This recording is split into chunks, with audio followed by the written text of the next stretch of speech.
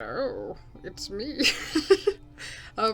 Okay, so I try to keep the intro short because I'm like excited to just get into the game or whatever, but today I wanted to play this game, which is Roadwarden, which is a game that I played the demo for, like, I don't know, like a long time ago. I don't know if it was probably at least over a year ago. It could have been more. Like, whenever it came out is when I play. I don't remember it. It's hard to keep up with things. I don't know. I'm not like a person who hardcore keeps up with, like, oh, this thing has been in development for exactly 3.6 years, 2 days, and 5 hours. But, you know, just kind of like, oh, that's in the corner of my mind. I tucked it away in my little mind palace, and I'll come back and I'll think about it again. I've been kind of looking out for it to come out since then. I just remember, I don't know, it had like a really cool vibe and aesthetic, and like I enjoyed it a lot. Or some aspects of it. Again, it was like a while ago. I don't really remember everything about it, but I don't know. I remember enough to be like, oh, cool. Interested to play it again and see like what's changed between then and like the actual full game coming out now, which came out today. I really don't keep up with things to the point that I would play them the day. I got like an email about it, like when they tell you that something in your wish list is out, and I was like, oh, that game? Cool. Anyway, yeah, if I remember correctly, there's like a lot of text, so it'll probably be kind of like more relaxed with like reading and stuff, but that's part of what I like I love games like that. I grew up playing text adventure games and stuff, so it will be fun, or at least, you know, interesting to kind of like see it again after so long.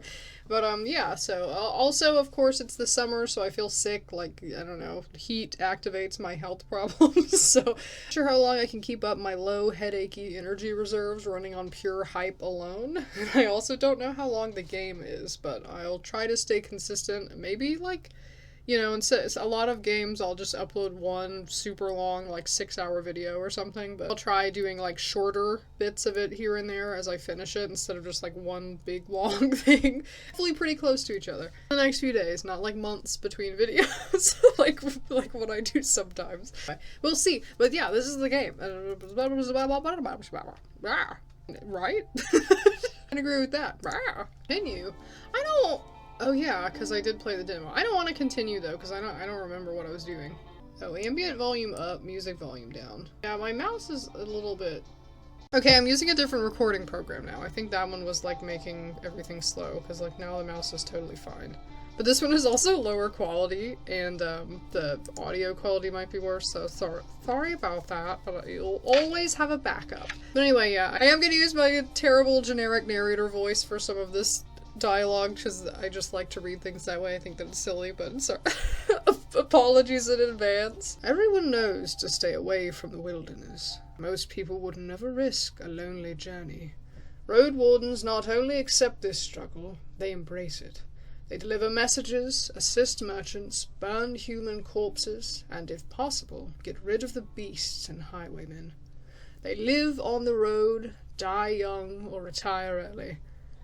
Retire early. It is a dangerous job, but a respectable one, and it pays well. Leave the safety of the city walls, or I don't know! Why do I have to make a decision already? I think, is it okay if I have doubts? Oh, okay. I thought that was a choice you were making. Leave the safety of the city walls, then. Please select the difficulty mode. This choice cannot be altered later on. Casual. Focused on the story, no time limit, more money. 40-day time limit, regular rule set. Obviously casual, because I'm focused on the story. I don't play games to do good. I don't play games for combat. I think that's part of why I liked this, because it was more... It seemed like, at least when I played it, maybe changes have been made. When I played it, it seemed very, like, story focused, like you're kind of just adventuring, but it's not like, you know, there's no like, oh, you gotta grind to level 40 before you can enter the cool place or whatever. It was just kind of like go with the flow sort of story stuff, and so of course I love story. That's all I care about. That's the only reason I play games. I don't play games for anything else. There's like I don't know how good the audio mixing of things is gonna be, my voice versus the background noise, but there's like bird noises. The wall is still standing. There are no wolves around, no stench of blood. Good signs. This should be the place you're looking for. You were supposed to meet with a group of soldiers, but you hear no voices, no sounds of labor. The gate is ajar, but the camp isn't safe. It may keep away the goblins and pebblers, but not beast folk, nor trolls, and the night is near. Your palfrey breathes heavily. It had a long day. So there's no wolves and no blood, that's good. Yeah, I'd probably look around. I want to see what's going on. Considering the noise, you doubt that anyone noticed the clatter of hooves. Hooves? The short, dry grasses barely cover the arid soil of this valley, but you're maybe a minute away from the edge of the sparse woods, which get denser as they climb up the hills. At best, this trail has a few more years before getting overgrown for good. Hard to believe it's the only route north. I could also just look for another shelter. Sneak to the gate. Yeah, I want to peek inside. I don't want to actually sneak inside all the way, though. Uh-oh. Did something happen to me? Why did this show up? Your heavy boots hit the ground, and the pain of the long ride finally catches up with you. You stretch out, bringing your backs and legs comfort. All you want now is a table, a decent chair, a nice mug of beer, and some warm stew. With any luck, your axe won't be needed here. So this is what? Oh, time. 30 minutes before dusk. Take care of yourself. If you're hurt or exhausted, some actions won't be available to you. The weaker you are, the higher chance you'll die in combat. Oh, is there, like, lots of combat now? I approach the gate slowly. If it's a military camp, it doesn't look the part. A plenty of wasted space. The fire pit is cold. 2 people are sitting at the table, tired and disheartened. They're looking in different directions, paying no attention to one another. One of them is holding a cup. After a moment, you notice the quiet humming. You recognize the melody of a light-hearted drinking song from the city harbor. City harbor. I could just look for 2 people sitting at a table, tired, looking in different directions. I don't think they're much of a threat, because I'm like a dude, man, like, right? Like, I have like a horse and a weapon and stuff. Probably. Do I have a weapon? I don't know. I don't remember. Takes him a few breaths to glance in your direction. The first person greets you with a wave of his hand. There are bags under his eyes and his beard is messy. Despite his simple shirt, he's wearing durable, decent boots. A mace with a head covered in iron hangs at his side, but he doesn't reach for it. I take a look at the second soul. Just like you, she's wearing a gambeson. I don't know what that is, I'm sorry. Just like you, she's wearing a gambeson, but hers is a bit loose, as if she took it off a corpse. Her head is shaven, as if she's protecting herself from flesh-eating bugs. Her eyes are weary, yet kind. She smiles. Considering the squad was sent here half an hour ago, these 2 surely look the part, though there should be more of them. 8, you believe. I'll let them speak first. I don't know my main... What? Hold on, let me decide. My main character is a guy who's named... I usually go for Thimble or Thistle in most games. Almost every game, my character is either named Thimble or Thistle or Aviera.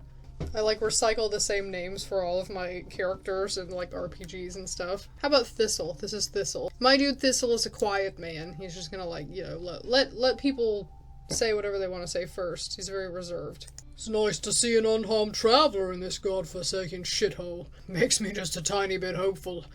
The bearded man's voice is strong yet timid. You'll be staying the night with us, I guess. We're soldiers, he and I, adds the armored woman. Her moment switches from half asleep to relaxed. We'll do our best to keep the camp safe, but if you were to take the first watch, it would be a huge help. Travelers ought to help each other, wouldn't you say? You think for a moment. To fully rest, you'd need a good night's sleep. I should get fully rested. But also, they both seem really tired, so, like, what if I decide to go to sleep, and then they fall asleep while they're on the watch, and then, like, we get attacked or something? You know what I mean? It's one of those things, like, if you want something done right, do it yourself, maybe? Sure, leave it to me. He's not very excited about it. Fantastic. She rubs her hands together. I don't remember the last time I had more than a half night of sleep. The hours before midnight should be the calmest. Just wake us up if anything happens. The man flashes you a wide smile. It's easy to wake us up, just yell. He drinks from his mug. I ask them about their lieutenant. You wonder how to phrase your question. Whenever you meet new people, you can influence how they perceive you by selecting one of the attitudes. Friendly, which is being supportive and cordial. Playful, using a joke or a witty comment. Distanced, as you hide your emotions. Probably won't do that a lot. Intimidating is to hint at a threat, and vulnerable is to be sad, tired, afraid, or hopeless. Okay. Well, I mean, they're really tired. Like, sorry if you can hear banging and stuff. My neighbors are walking upstairs and they step really loud.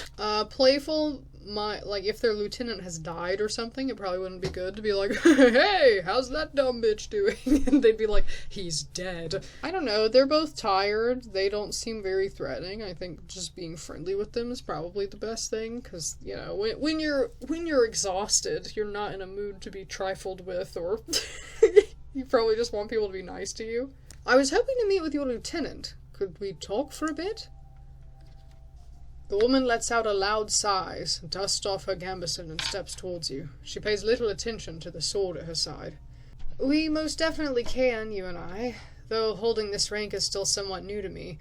Are you a messenger? Did you lose your mount? She observes with curiosity. Or are you looking for help? I'm your new Roadwarden. My horse is waiting outside. Really? The soldier in the short leans forward. That explains how you got here in one piece all by yourself.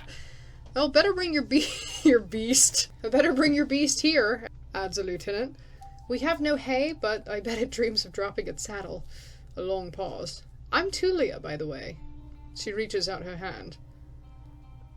It may be a trap. I think I can shake her hand. What is she gonna do? Like, grab my hand and break my arm into 5 little pieces? I think it's okay. Shake her hand. How do you want people to call you? Thistle! Didn't I just decide that? Oh no. I did the reverse. I had caps lock already on. Thistle.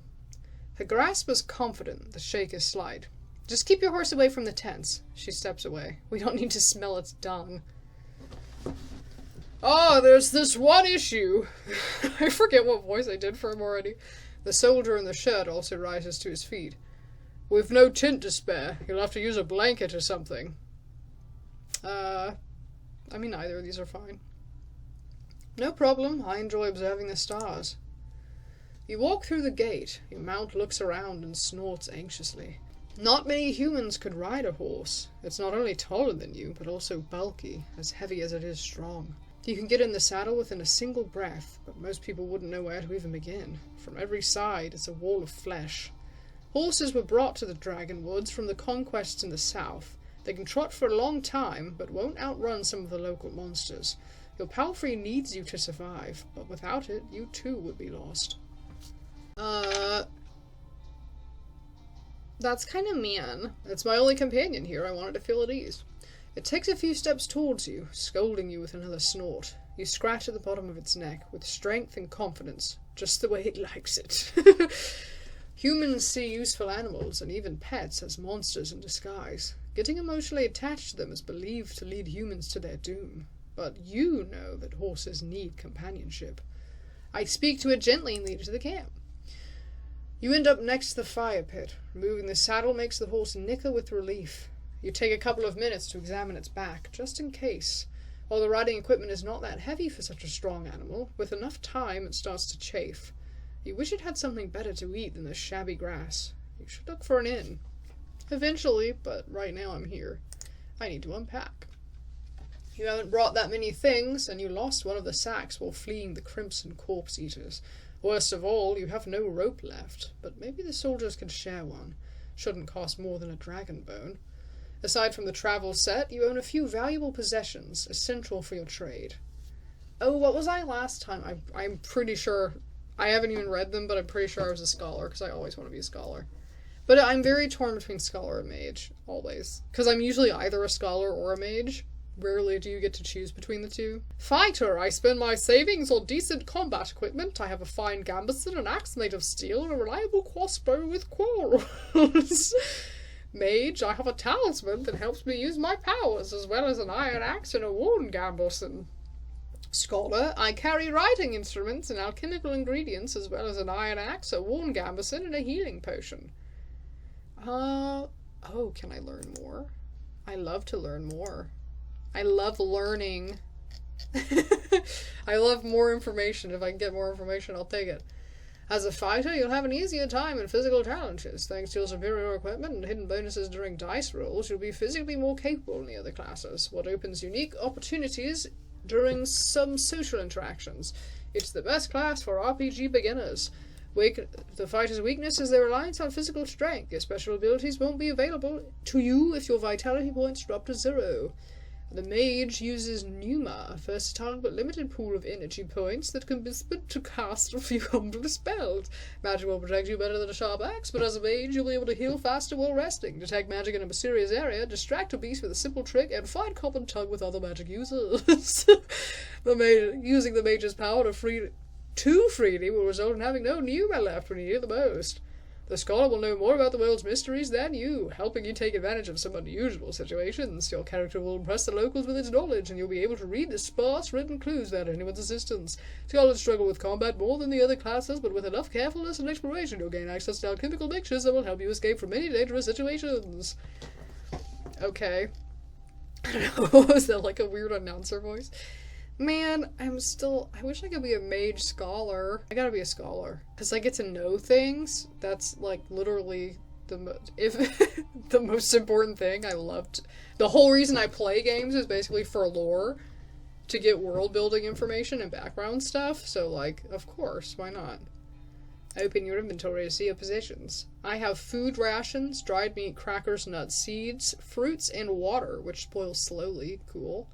I have a fresh healing potion in an earthenware bottle. Awesome.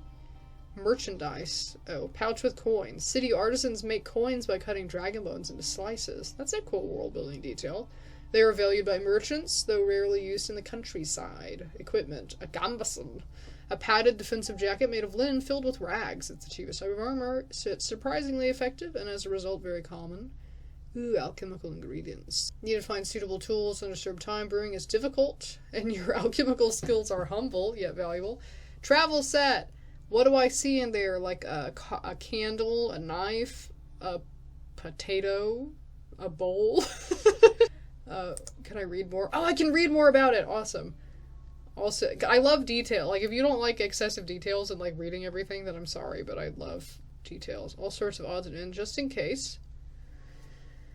A rainproof cloak, a set of bone needles and a thread, an iron knife, a blade sharpener, a tinder box, and a couple of tallow candles, a bunch of rags used to make torches, as well as a flask of oil, a pair of protective gloves made from thick leather.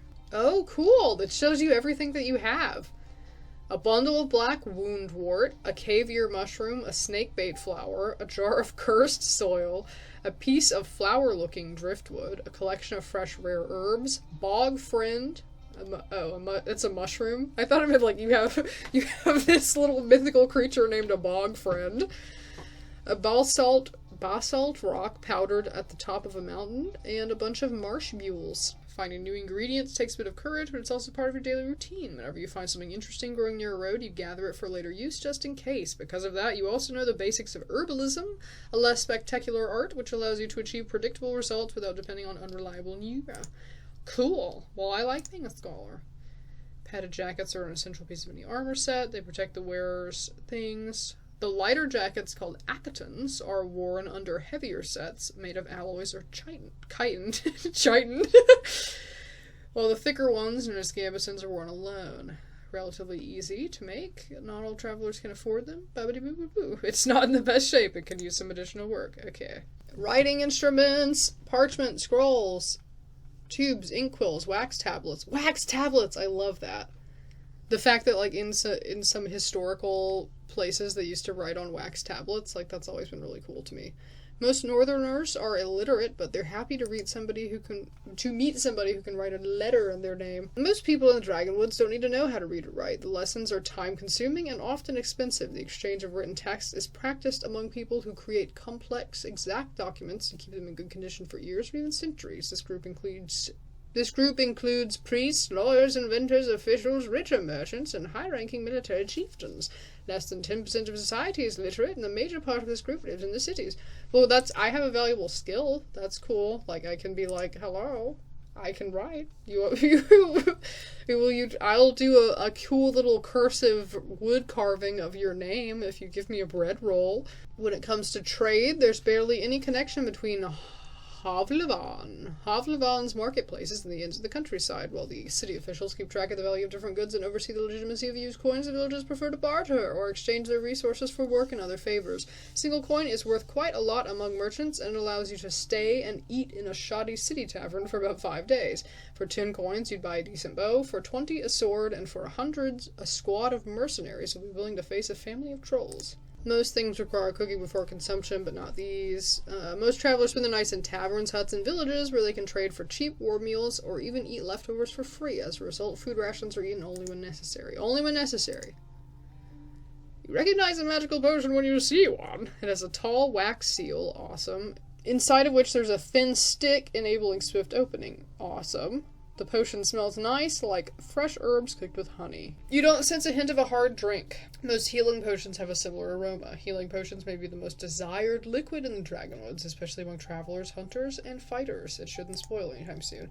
Okay, so that's... Oh yeah, I also have a little axe. Axes made of metals or alloys are the most common weapons in travelers. They're not as safe as spears, so spears are safe. Not as fancy as swords, but their powerful strikes can get through animal shells, scales, thick furs, as well as most armors. They're not great when it comes to parrying, but a single strike may be enough to leave a devastating wound. Yes, I like the idea of fighting with an axe. The vast majority of them are used by lumberjacks, farmers, or carpenters, and pretty much every household in the countryside owns one just in case. Heads are made of stone, usually flint, bones, chitin, what the fuck is that called? I keep saying chitin, I don't know, chitin, and massive sea cells by the sea door, while handles are almost always made of wood, antlers, and leather straps. Okay, so that's what I have. I have those things in my inventory for if you even care. I have it in my inventory. You unpack and inspect your belongings. Your water skin isn't pierced and the spare clothes are still here. Just in case, you take a look at your wooden bowl and mug, your cape, tinderbox, bandages, food rations, knife. Nothing special or too cumbersome. From time to time, your routine helps you avoid mistakes. But this doesn't make it any more exciting. I return to the soldiers. They're at the table again, observing your beast and chatting between themselves. Your stomach growls at the sight of them eating out of wooden bowls. One more bowl was put at a previously unused end of the table. You can sit down on a tree log. I join them and take a look at the meal. I thank them for the meal, but I don't want to eat with them. Can I do both?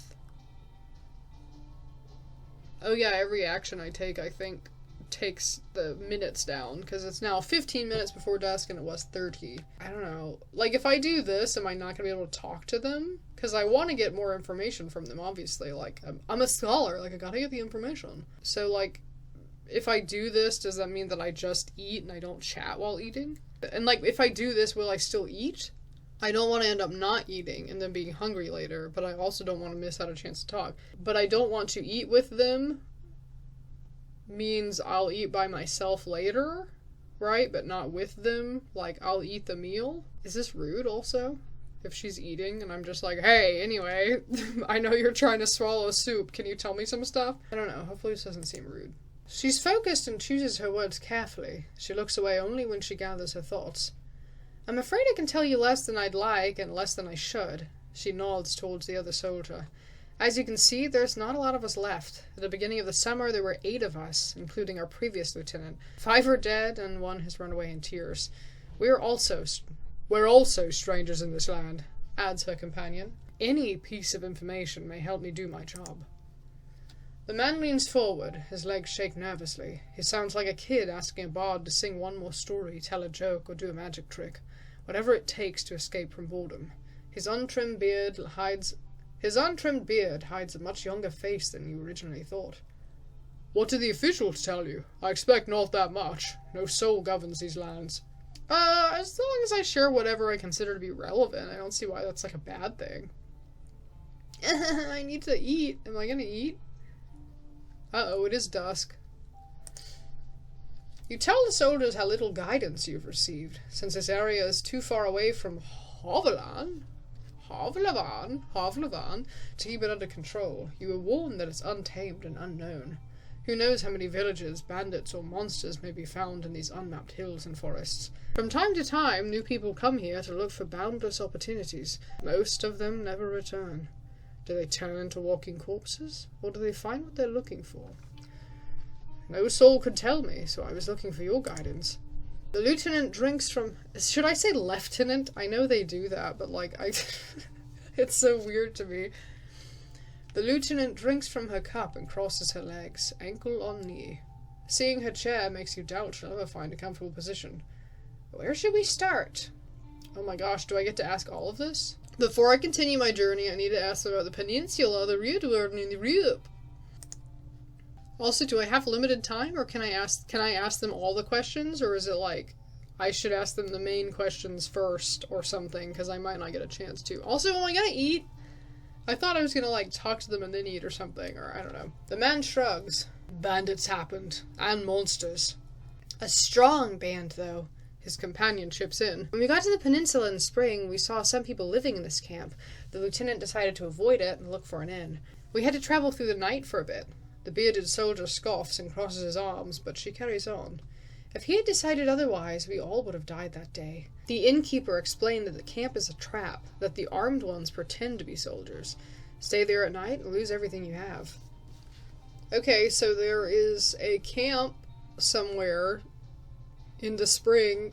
I should not trust camps, I guess. Sounds like slave hunters. Tulia sighs. Very much so. They killed some and took others away, who knows where. They were letting the northerners go, hoping to avoid their wrath. It kind of worked, adds the soldier. We asked them for help, but they refused. We had to clear the entire camp on our own, and that's why 3 of our people died. Don't exaggerate. It's not like the lieutenant didn't make a mistake. He wanted to get rid of them and take over the camp, but we didn't know our enemy well enough. We were outnumbered, and they had an ice mage among them. She looks at you. At least we cleared the road, saved lives. You mentioned monsters as well. Nothing that would surprise you. Those of us who survived the skirmish were young, too inexperienced to spend a summer in this place without a good leader, and they didn't trust me. One of them got caught by a treant. Other one ignored my orders to perform some sort of a ritual hunt, so a werebear tore her to pieces. The last one tried to act tough, didn't tell us that he cut his hand while cleaning his gambeson. She lets out a ghastly chuckle. We had to cut it off, and he was so ashamed that he decided to walk north, find a new life, and disappear. Idiot. What a colorful journey. The man tries to drink from his mug, but it's empty. Well, at least you've made this place safer. Barely. Tulia seems tired, and who knows if it was worth the lives and effort. So maybe I should ask my important questions first. I've lost my rope. Can you spare one? You're in luck. She heads towards one of the crates and moves aside a large linen sack, revealing a rope. She brings it back and nonchalantly sits down on her chair. Take it. I was planning to leave it behind. I take a closer look. A fine rope! Delightful! It's a regular rope made of hemp fibers. I take it and offer some food in return. Can I just take it? She said I can have it. Like, she said she's just gonna throw it away. What if I don't want to give up my food? Tulia leans forward and rests her forearms on her thighs, looking down with clasped hands, then meets your eyes. I'd normally refuse, but we need some decent food. Every day I'm searching through our groats looking for worms and putridity. We forage, but it's a bad spot. Some food rations will brighten up a foggy day. For now, you leave the rope on the table. Any ideas what happened to the previous Roadwarden? Tulia takes a deep breath. Aren't you a bit late for a rescue mission? We haven't heard from him in almost half a year. The soldiers speak for a bit between themselves, trying to get their story straight. They confirm that he had stopped by their camp a few times, but stopped showing up at all in early summer. The bearded soldier starts to scratch the table with the tip of his knife, without looking at you. I don't remember his voice. Always busy, drowning in things to take care of. He would sit somewhere, sharpen his sword, fix his loud mail, clean clothes, write notes on that wax tablet of his. Yep, and leave at dawn. Unlike us, Asterion never gets bored. Tulia lets out a joyless chuckle. He's secretive, but some of the locals speak about him warmly. Maybe he just isn't like us. Sounds like you're not sure if he's dead or not. If anyone knows, they won't tell us. Maybe someone's keeping him in a basement. Oh, that was the guy talking. Whatever. We haven't seen him or his Saurian. Something ate them, I bet. The officials have hired you, right? They don't expect him to return.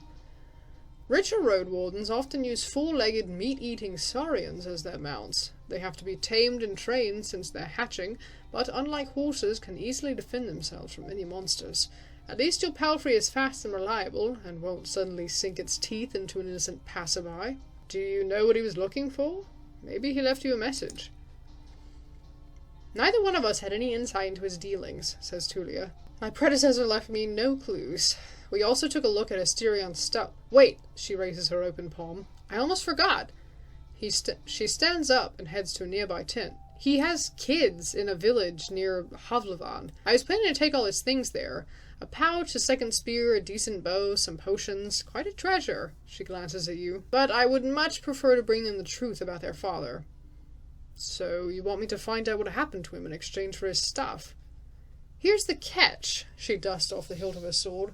We've hired a messenger to ask the commanders for further orders. Since she hasn't returned and you know nothing about her, she either ran away or something happened to her.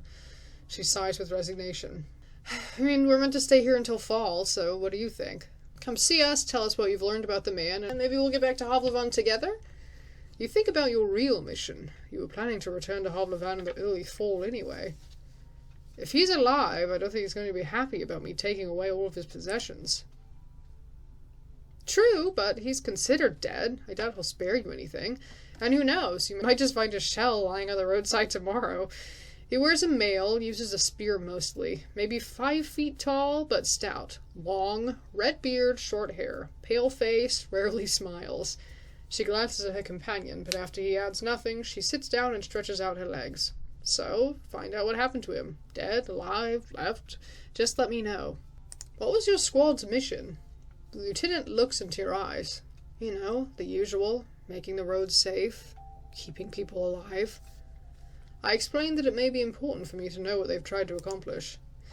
I can't really tell you. Let's just say it would be nice to have a reliable outpost somewhere nearby. A place where you can always find a group of fighters willing to protect you in the name of the law. She tilts her head back. Now, if you have any other questions... Anything I should know about this camp?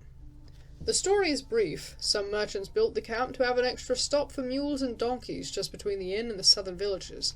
There's plenty of grass here and a pond nearby. When the peninsula grew more dangerous, the camp stood abandoned, from time to time serving as a shelter for travelers. The bandits came here in spring, further paralyzing the exchange of information between the northern and southern settlements. Since these highwaymen are no more, the situation may reverse. Time will tell. You can sleep here whenever you want. You can sleep here whenever you want, the man concludes their tale. Oh, don't expect to wake up without any pain in your back. Tulia, how did you become lieutenant? That's not much of a story, honestly. She looks at her hand, which is currently rolling a mug over the table. In the city, there's a strict order of... what should I call it? She exchanges looks with her companion, but he can't help her. Well, like, leadership succession, I guess. Havlavan chief selects commanders, those select lieutenants, and those put their soldiers in order of priority. If a lieutenant dies, they get replaced by the next soldier in line. So you were his successor? Not exactly. When we fought the bandits, our lieutenant was hit by a slingshot. His boyfriend jumped to help him, but failed to protect either of them from a spell. It was like a ball of ice that hung above them and exploded, piercing their heads, completely avoiding their shield. Really unpleasant. She pauses. I'm not gonna call his boyfriend a dumbass, man. He's dead. That'd be rude. And you were the third one in line, is that right? Basically, yeah, she says without enthusiasm. I didn't plan to become a leader, though. I'll get demoted once we return to the city. I prefer to follow anyway. If you were me, where would you go next? The soldier answers quickly. To the inn, of course. He grabs his empty mug. The one northwest from here. If you can't afford the room, the main hall is free of charge. The locals Oh, that's her. The locals rarely gather there. The northern road is much more traveled, mentions Tulia. But the hunters will tell you about this and that, and you'll have a chance to introduce yourself. The innkeeper can listen, and knows many souls. Any tips on how I can make a good first impression on him? She smirks. Avoid cheap jokes, stick to trade, and don't waste his time. Show him that you can be relied on. What should I know about the peninsula? Well, I'll tell you what I know, and you can be the judge, says the lieutenant. How long did it take you to get here from the city? On a decent palfrey, I'd guess it'd be like, 3-4 days. When you confirm, she continues. From here, you can reach the coast in about a day as long as you don't make any stops. Do you know the situation? Why no ships can get there? You nod. The sea route allows Hovlevan officials to keep in touch with the coastal villages, collect taxes, move the soldiers, collect lumber, deliver tools, but maintaining order on a wild coast such as this one is like filling the ocean depths with coins. Because of the rocks, you can hardly stop a ship 5 miles from the shore, and boats can't get much closer. She nods. I don't know much about fishing, but there's not that many people living by the shore, and they don't care to stay in touch with the city folk. As she pauses, her companion carries on. No soul from the north ever came to the camp. When we travel to the roadside inn, Pell to the north, they're happy to trade, and play dice. Why not just stay at one of the settlements? The man clears his throat.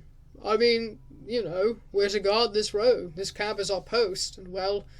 He turns towards Tulia. She lowers her voice. Don't take it the wrong way, Thistle, but are you a devout soul? I don't know. I'm not sure, am I? Like most city folk, I believe that people should unite their strength to overcome the threats of nature and dark magic. Everyone will be judged for both good and evil deeds. I'm a part of the United Church. Probably not that.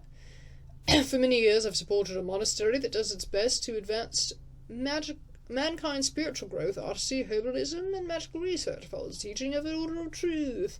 I'm from a small village. For me, the freedom of shell, pneuma, and soul are the main virtues of life. My community is unique and independent, and so are its members. I have a place in my fellowship. I have a strong connection to nature and spirits. I follow the path of my ancestors. Some of my beliefs may be considered sinister and treacherous by the city folk. You'd probably call me a pagan. There's no evidence of the right's existence, and all the mystical tales are explained by magic. No, I'm not. That'd probably be how Thistle feels. A traveling scholar, kind of like beholden to no real anything. You know what I mean? Faithful to no man, god, or belief system, otherwise, or herefore, forever. Not that he would judge any of these groups. He'd probably be friendly with all of them, unless some of them are, like, evil or something. I don't know. I don't know the world lore, but he's not, like, against it. He's just not...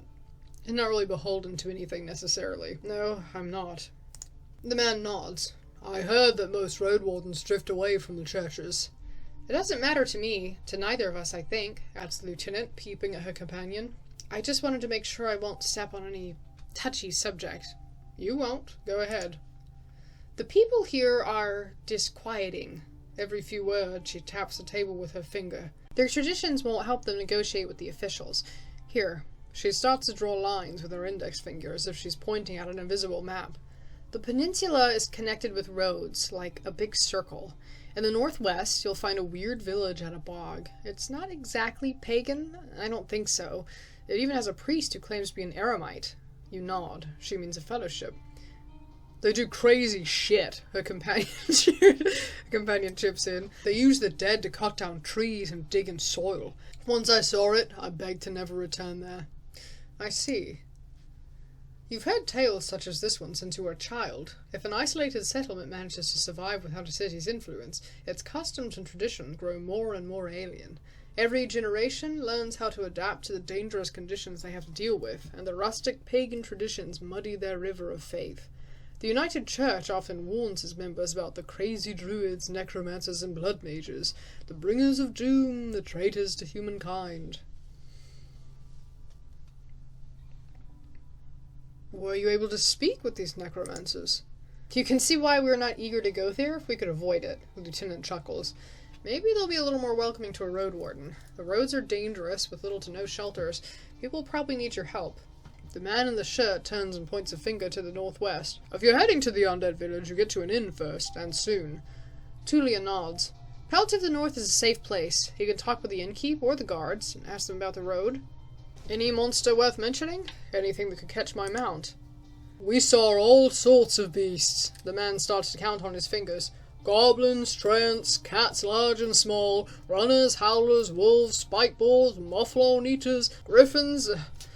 But we managed to stay away. Some could catch up with most mounts. Tulia glances at her companion. Though a palfrey should be fine. The trees are so tall that the flying creatures keep to the coast and mountains. There's not that many humans around, and the animals are busy fighting among themselves. They fight more for food than territory. The soldier cracks his knuckles. Don't provoke them, ride fast, and just count on luck. And how about the east? She stares off across the camp. Hard to tell. We went there only once. There are hills, forests, rivers. We saw a tunnel sculpted in leaves and branches, but we didn't enter it. Seems to be wilderness all around. That's all I need to know. She nods. I'm afraid I can't do more for you. It's getting late. We should prepare for the night. I agree. Tulia sighs with relief. Sighs with relief. And may you do better than Asterion did. Stay vigilant. She winks at you, shattering the mask of a soldier. Thank you for your help. Worst. Thank you for your help. Go to the barrel and splash water on your face. What makes you even more aware of how much you need a bath. After the night, it will only get worse. Your horse is already napping, still too anxious to lay down. I prepare for my watch. Wait, so I have 2 out of 4 nourishment. 3 out of 4. I thought I was gonna eat. You know, sometimes, like, you're at, like, a family dinner or some sort of gathering or something, and, like, you don't eat when everybody else is eating, but you eat later. You still take some food and you set it aside for yourself, but you just eat after everybody else ate. I thought I was gonna do that. Appearance, 2 out of 5. I don't stand out from the crowd. Well, that's good. Armor, 2 out of 4. How can I increase my armor? Oh, yeah, I have, like, a journal. Humans. Asterion. Previous Roadwarden, he disappeared a couple months ago under unknown circumstances. The merchant would like to find out what happened to him. Broad shoulders, red hair, and a beard, wears a smear, rise on a 4-legged lizard. According to Julia, he was a bit of a recluse, constantly on the move looking for work. Since he disappeared before summer, he may already be dead. His kids live near Hulvalan. Pelt's Innkeep. A man in charge of Pelt to the north. According to Tulia, he prefers to stick to trade, doesn't like to waste time on jokes, blah blah blah. One last soldier, she blah blah. Before I become the Roadwarden of this peninsula, a man known as Asterion used to patrol these roads. If I manage to find out what happened to him and bring the news to Tulia from the southern camp, I'll receive his abided belongings. Well, that's God. Havlavan. The city of Havlavan, one of the greatest harbors in the Dragonwoods, in the heart of the northwestern province of the 10 cities. I was hired by its officials and merchants. According to Tulia, Havlavan chief select commanders, blah blah blah. Yeah, I saw that. Bestiary. Oh my god, there's so many beasts. So many beasts. Glossary. Animal husbandry. Awesome. I like that I can read about all of this.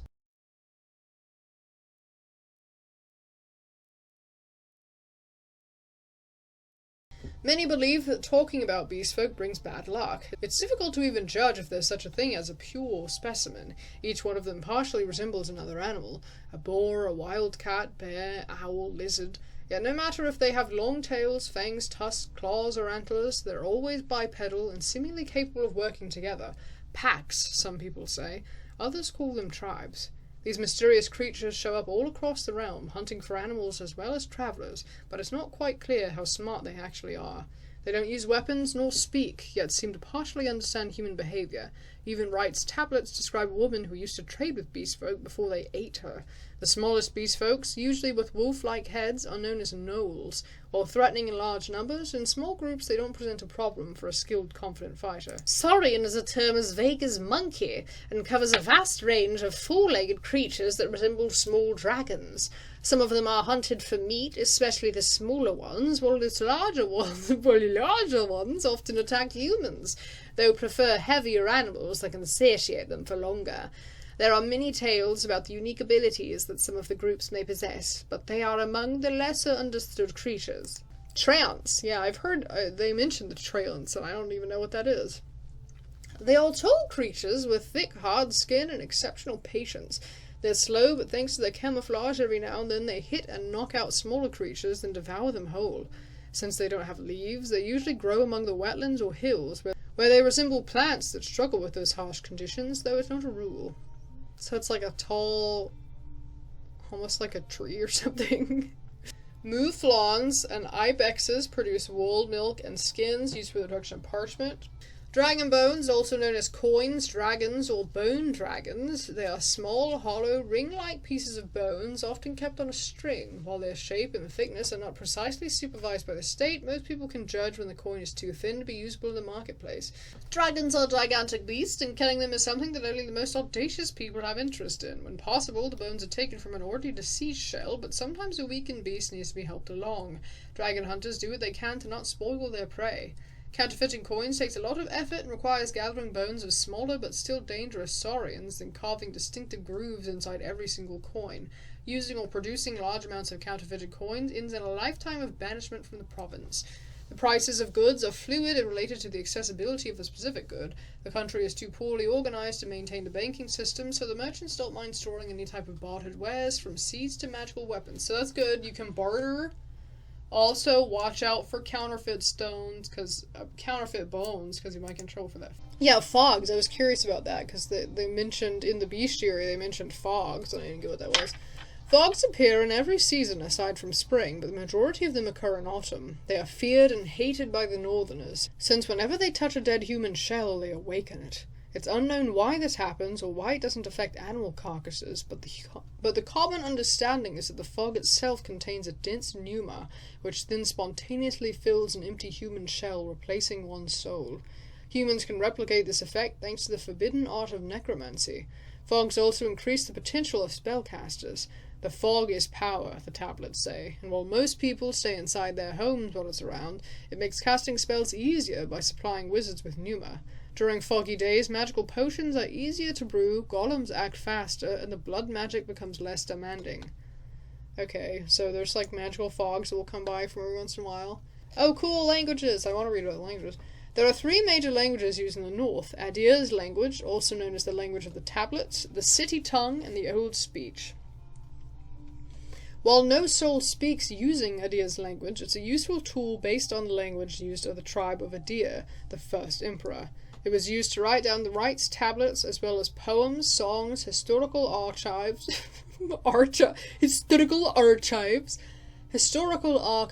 philosophical contemplations, and alchemical and magical research. It developed the writing system and intellectual tradition of the realm, and is constantly used by scholars, so I probably know that language. This'll probably knows that language. Or at least, can read it or something. The language that took over and is known by almost everyone is known the city tongue, used by a majority of the tribes that Adir conquered. It spread quickly and widely, helping to find people to trade with without forcing them to learn a foreign language first. The city tongue is not popular in writing, but most people use it in their thoughts, speech, and dreams. The old speech is seen as a language of pagans, or rather a group of vaguely related languages. The city officials are discouraged from learning it and using it. Only the most isolated or the most isolationist villages and settlements use it in their daily conversations, and therefore it evolves at a much slower pace than the city tongue. Those who use it are often considered alien and strange. It has no written form, though literate necromancers use Adir's alphabet to represent the sounds they want to write down, though the results are far from perfect. The relics of the old speech are still present in names and proverbs. They use many titles, but are essentially travellers who patrol selected routes or roam about an entire province on their expensive palfreys. While some of them are simple mercenaries hired on a long-term contract by village mayors, most roadwardens get paid directly by the city officials, recruited among army veterans or trusted allies. Their duties include dealing with human corpses that can be found on the roads, delivering messages, and protecting travellers, especially merchants. They may also be required to learn the basics of the city laws and even serve as judges to distant troubled communities. Even though their salary is high, they often look for bounties, participate in commerce, or simply loot the unfortunate deceased in the middle of nowhere. A road warden may retire quite early, though the job is extremely dangerous and as a result also very respectable. There are also the self-proclaimed road wardens, ambitious ex-soldiers, mercenaries, or trophy hunters who didn't get the job or decided to work outside the boundaries of the law. Some of them have noble intentions and help others live in peace and safety, though more often they are little more than roaming bounty hunters. Whenever northerners interfere greatly with nature in a short time span by clearing the forest, making roads, creating new fields, killing large amounts of wild game, especially during seasons other than spring, the wild creatures from rodents to dragons join forces to remove the threat. The realms near the growing mountains are indeed little more than deserts, marshes, and barren hills, but further south one travels, the more fields, herds, why did I say it like that? I got used to reading the word herb. The more fields, hills, and cities they will find. Basically, the city gets a chunk of the food or other goods produced by the nearby villages, while the villages gain access to soldiers, artisans, traders, and priests. The further away from the cities, the less villagers are connected to them, of course. Fellowships, or the eremites, are present in the villages, especially those that are not too fond of the United Church or decided to cut any ties to the city. They are in no way a unified organization, as each of them holds a different set of beliefs and traditions, focused on the value of independence and of an individual. They believe that the tablets were meant to help people live in small gatherings, focused on humble existence and piety, and adapting the laws to the needs of the greater good. The fellowships often consider the cities to be a parody of right's will, a result of the blind lust for power, a prison for human shell and soul. The longer the fellowships stay independent, the more they merge their beliefs with pagan practices. The Orders of Truth, known as the Seekers, had no interest in pursuing political power or gathering wealth. Instead of creating hierarchies, I keep pronouncing H's as silent H's. Instead of creating hierarchies of priests and priestesses, they invited anyone ready to abandon their personal possessions, or in some cases even their families, to live in small communities focused on gathering knowledge, creating and copying handwritten books, developing new technologies, exploring art, and studying medicine, alchemy, or magic. While these gatherings, later known as the Orders, were focused on different activities, they were ready to share their knowledge with each other and support themselves in times of need. Their large monasteries are generously rewarded for their abilities, but their knowledge is veiled in secrecy, securing the position of those who have access. The soul, shell, and pneuma. The people of the land see a correlation between magic and breath. They describe all living creatures as empty shells filled with pneuma, the life force sustained by breathing. They believe that creatures who use magic do so because of their souls, a unique identity held in their shells which turns pneuma into something greater. That's why almost the entirety of magic is used through speech and breathing. Thus, all living creatures use pneuma, but only a few are the soul carriers. The United Church, or the Unites, is the largest, richest, and the most unified organization in the North, and is tightly connected to the politics of the cities. It has strict hierarchies of power, traditionally with an emperor or empress at the top. For hundreds of years, it was the church's duty to record the government's activities and create rules and laws enforced by the city officials. Strong laws, hierarchies, and strong leaders are considered to be valuable in and of themselves. The powerful cities are meant to juxtapose the wild, dangerous forest that can never be trusted, only conquered. Unites also have a long history of corruption, manipulation, coercion, and nepotism. The priests and priestesses design many laws to maintain their influence and develop the connections for the sake of their families, offspring, and friends. In most cities, the priesthood doesn't even pretend to be impartial. So, Orders of Truth, not terrible. Pagans, kind of depends, usually not terrible. United Church, probably not that great to run into, but also not somebody to make an enemy, I guess. Wright's tablets were written almost 2,000 years ago by many authors. After 500 years, Adir, the first emperor, turned some of them into a collection of religious It's hard to sight read, ha ha ha. Turned some of them into a collection of religious teachings. The tablets also don't explain much about the creation, purpose, or destiny of the world, focusing more on daily life and ethics. The passage of time and the complexity of these sources makes them confusing, almost incomprehensible, and they often contradict each other. The Church has put a lot of effort into analyzing them, yet often disagree on even the most basic topics. The teachings most priests agree on are that the right is the only God who fills human shells with souls. It's willing to forgive the human wrongdoings if one decides to turn away from their evil deeds and bases their lives on truth, kindness, and justice.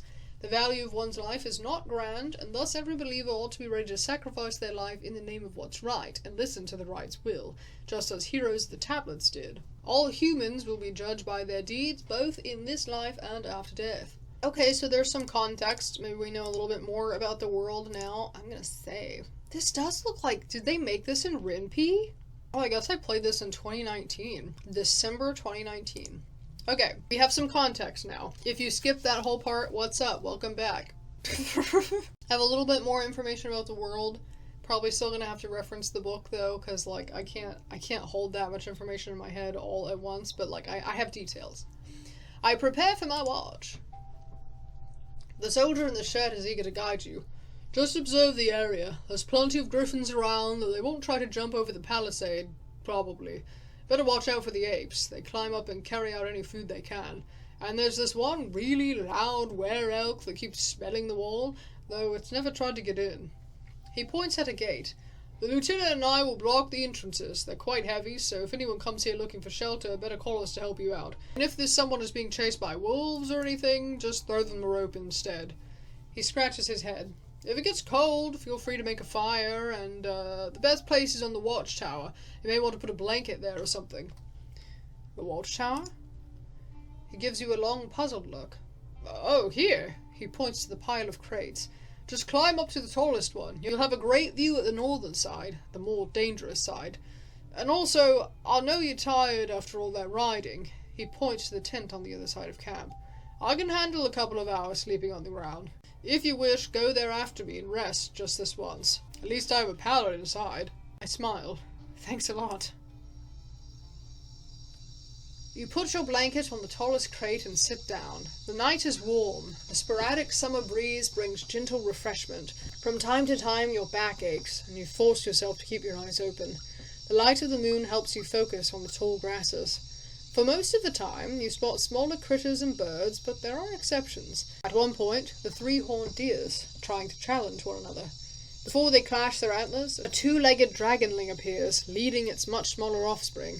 The furry beasts try to intimidate the predators with roars and aggressive head movements. After a few moments, both sides walk away slowly, not willing to risk the fight, nor admit their defeat.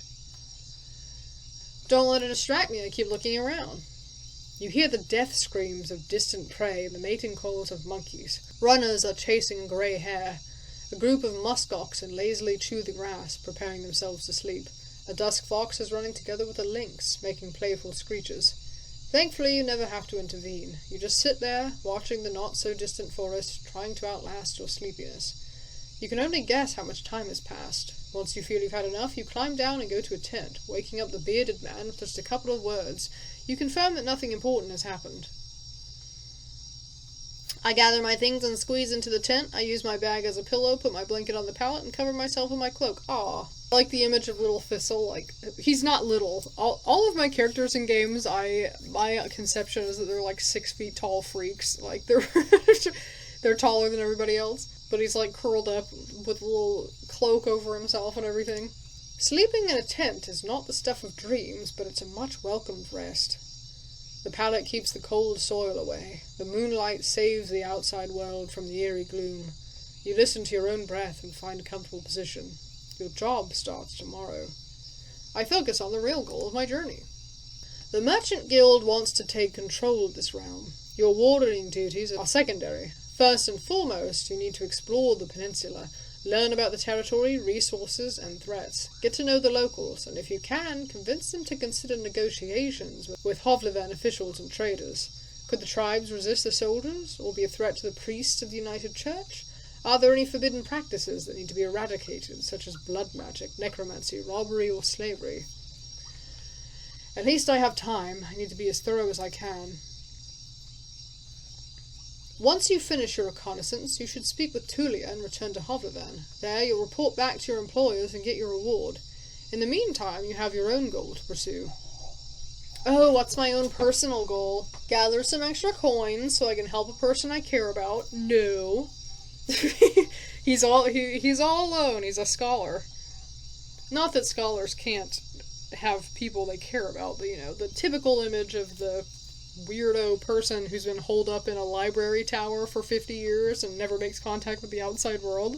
I think that's how he kind of would be. I need to gather some extra coins so I can retire early and live in prosperity and safety. That might be a good idea. If I gather enough connections, I'll use them to become a slave.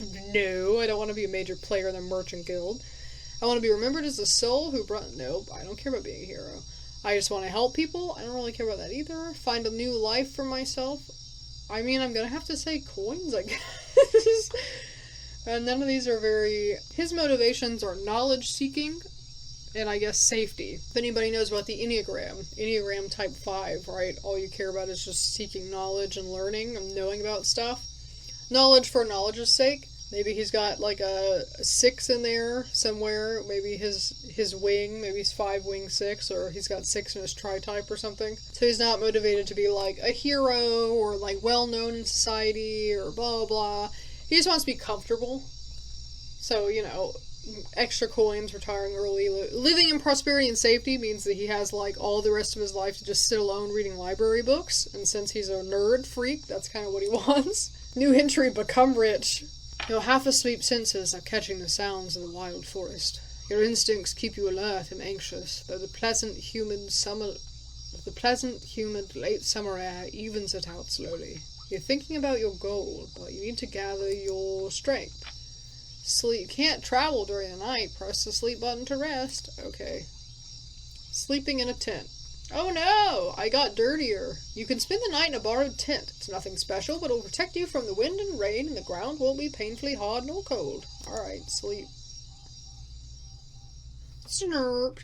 Snurp. That's not a snoring noise. I guess how do you... Something like that?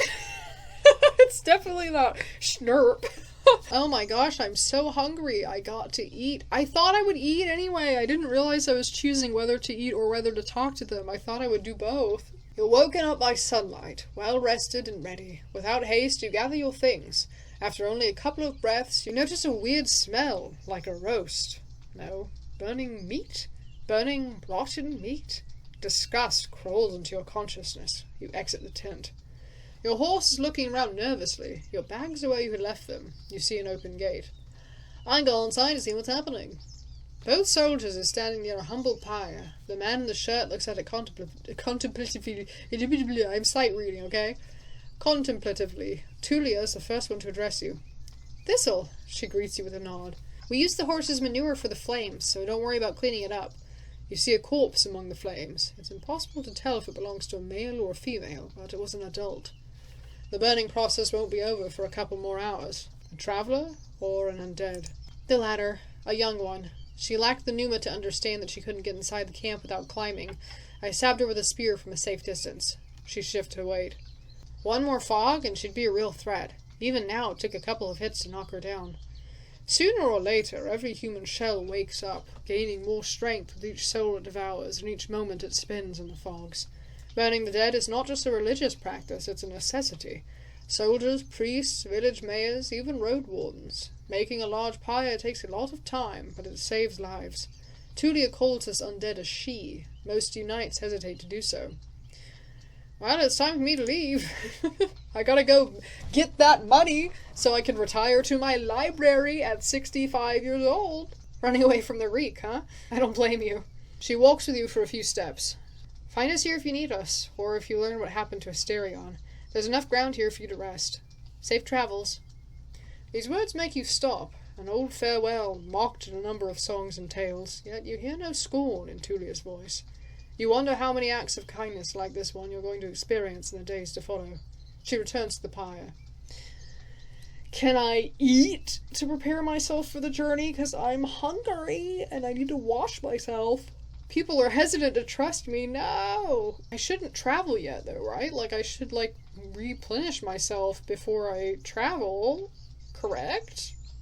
It's like, am I still in the tutorial? Like, am I gonna be prompted? They're gonna be like, oh, hey, eat a bagel, or whatever. Or, do I need to go ahead and just start doing it myself? You know what I mean? I don't want it to be like, I eat something, and I waste some of my food supply, and then, 5 minutes later, an NPC is like, hey, you look hungry. I'm part of the tutorial brigade. You want some food? And I'll be like, God damn it, I already ate. You somehow miss the fact that your mount is already saddled and warmed up. You double-check the equipment, but you don't need to fix anything. The soldiers were diligent. Normally, preparing any palfrey for a long journey takes a lot of time. You put on your gambeson and make sure your axe is tightly attached to your belt, then get in the saddle. The palfrey nickers, ready to leave. It's time for you to get to the crossroads, north from here. Should I eat first? I only have one food ration? I don't know, you think I might get into a fight? I think it's okay for me to be hungry right now. Weakens you in physical struggles. I should get cleaned, though. I really don't know how to clean myself. If I'm gonna go be around people, I need to be clean because they don't trust me right now. Travel forward to continue your journey. Once you're done with the north, speak to Tulia to return to Havlavan. Travel north, I guess. The mysterious north.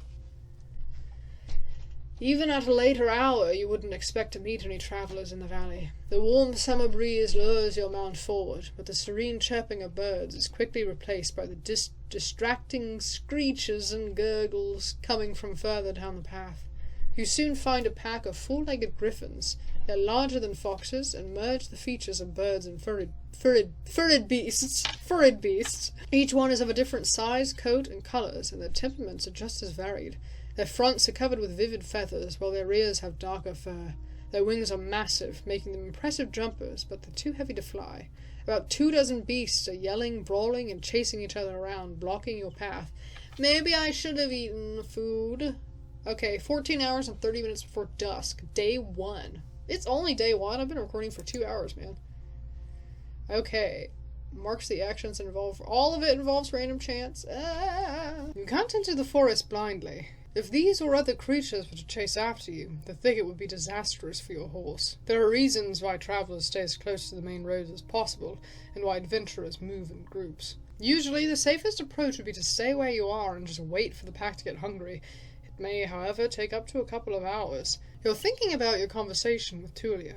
You've got a lot to do, and time may be of the essence. On occasion, you can use the Scholar's Education to unlock unique interactions, which is good. Knowledge, what do I know? Oh, well that's cool. That's good. I'm glad I'm a scholar then. I mix black powder with gladden that grows nearby and the dried skunk sorrel from my bag. Once I ignite it and throw it to the griffins, they'll scatter. Oh, more about my character abilities? Hold on, I want to read this first. Most city folk feel aversion towards black powder, and you touch it with great care. The odor of the plants makes you feel dizzy, but what's more important is that the griffins have wolf-like sensitivities to smells and noises. A few of the beasts turn their heads towards you as you approach the pack with a bag in your hand. You ignite your missile and throw it forward.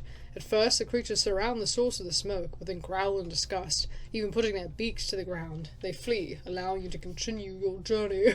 Continue. I don't know why I shifted at the last second. Character, what about me? Who am I? Thistle, the Roadwarden! So my goal is, after years spent studying old codices and training, what I want to do is gather enough dragon bones to retire early and live in prosperity and safety. Knowledge, I'm literate. My education can help me solve many mysteries. Alchemy, with an access to an alchemy table and proper ingredients, I can brew useful balms and potions. Do I have potion of make me not look bad? Potion of beautify face. Vitality, 0 nourishment. My armor, can I fix my armor? It can be fixed with proper tools or by tailors. Wash yourself in safe water sources. I will be more efficient if I have special equipment, maybe like soap. Is that special equipment? The special equipment of soap. No combat experience. I haven't spared any animals. I'm an atheist for now. Ooh. They keep track of how many times you lie. Some lies are difficult to pull off. Sewing. Ooh, I can sew my own armor. I climb on the horse and cover my nose. I really need to find a proper alchemy set. Yeah. The road splits. According to what the soldiers have told you, you may find a safe inn by turning left. The forest to the right is lush and the trail overgrown. Kids used to have this song. How did it go? I'm a guy who talks like this, trying to do my best impression of a young child. The harshest pathway leads to the dragon's lair. To those who search for treasure, do you truly dare? That's him trying to sing. Signpost in front of you doesn't make your situation much clearer. It was put here by someone who can't write for folks who can't read. Covered in old red paint, it points east. Blood there, as people say. Danger to be found. There's not a soul to ask for guidance. Yeah, I guess my horse might know. I should look at my horse. What's its name? I thought it said soda. My horse's name is Pepsi Coca-Cola. What should my horse's name be? There's so many different names I could choose from. You scrambled egg. Yes! Not scrambled, scambled. And I call him Scamby. Scamby for short. Scrambled egg is peaceful as you stroke its mane. Maybe it can't help you choose a path, but you spent many years together. Happy to go on, it takes a couple of steps forward. You spot a few berry shrubs and wild cabbages, but they still need at least 2 weeks to gain maturity. Oh, I should note that down! I can come back here and I can pick berries and cabbages. Okay, 14 hours, 0 minutes. So, like, every choice that I make, I think, reduces this time. What's this made? Rinpie? Or Rinpie? The more that I interact with the interface, I, recognize... Now, what did they say? Forget... Didn't they say east? Can I see, a history archive, maybe? Yeah. Might find a safe inn by turning left. The forest to the right is lush. Which way is left? Is it my... Oh, wait. So, if I'm on a horse, I'm facing the same direction as I am looking on the screen, right? The left on the screen, the left would be west? If I mess this up, don't get mad at me, because, I have notorious trouble with directions. I'm good at it, I'm good at puzzles, I'm good at things, like, I'm not, like, a ding-dong, like, I know stuff, but I just, for some reason, I can't navigate. Which is weird, because, like, I'm good at spatial, like, I have decent spatial intelligence in the sense of, like, I can estimate distances really well, like, in real life. I'm very good at estimating distances. I can, like, assemble IKEA furniture without even looking at a manual. I can just look at a clump of things and know how they would fit together. Like, the 3D space of how you have to turn things to make them fit with each other. So it's like, I don't know, I'm good at that, generally, but I just am not good at directions, specifically in games. I wonder if it's something about it being on a screen, like, I don't know. Is this left? Talking about the inn, I think I went the right way. I do want to investigate the other way, though, but I just want to be safe for now, because I need food. Like, I need food, I need to wash my face. Scrambled egg trots with ease, unbothered by the few branches covering the beaten road. The bird songs and distant howls draw your attention to the forest, which gets sparser and brighter. You spot bulls, roe deer, and saurians. The sight of a nearby wolf pack worries you, but once you push your hips forward and your palfrey enters a canter, the beasts don't even begin a pursuit. The speed alone will protect you from many dangers. You notice a stone tower, taller than the trees. It must be the inn I've heard about. Oh shit, am I going to the inn already? Is there like a lake I can wash myself in before I show up? Because they're just gonna be like, I don't trust you, you're nasty.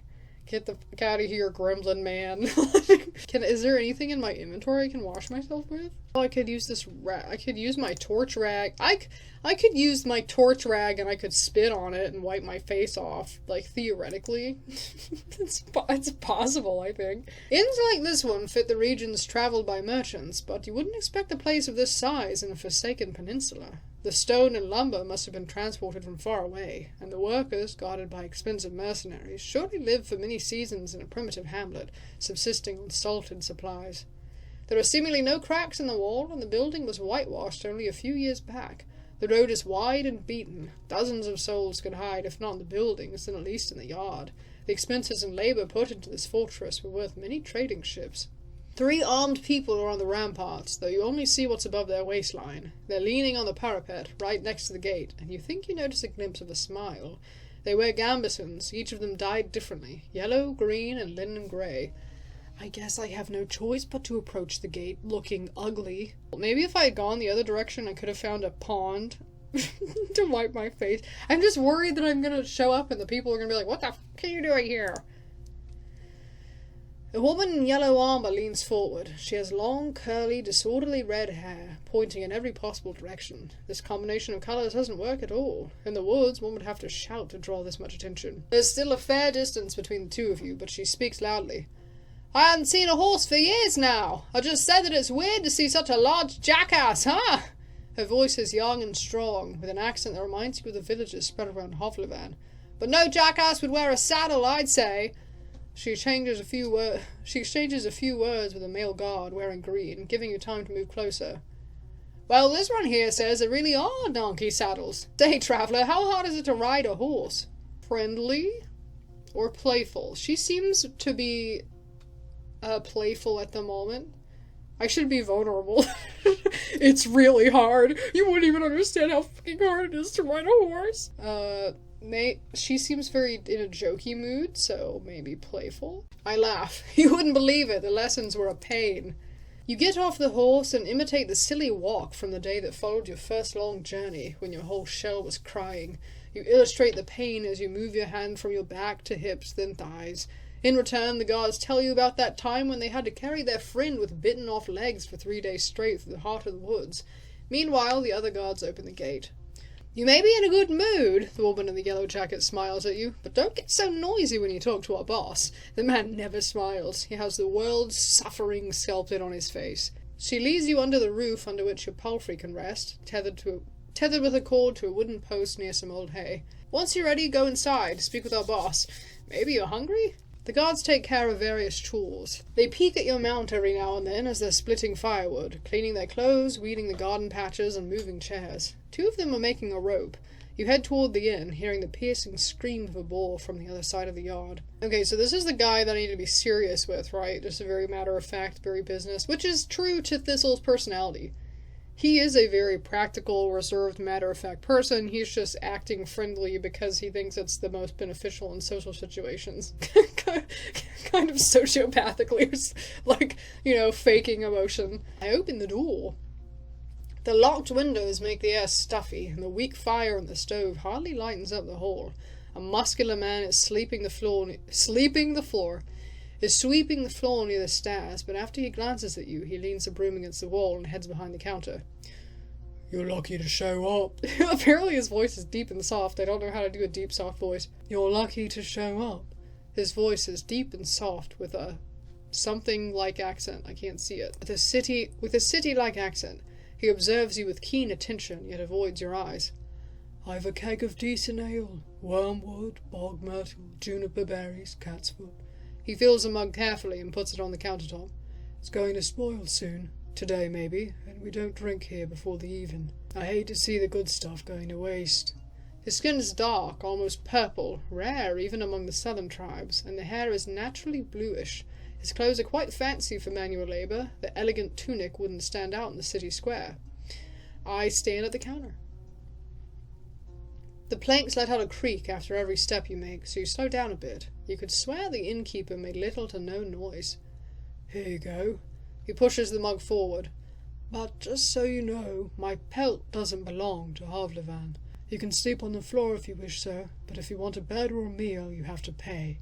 We may have some leftovers from dinner, but I'd need to check. Is this the innkeeper that I should be kind of serious with?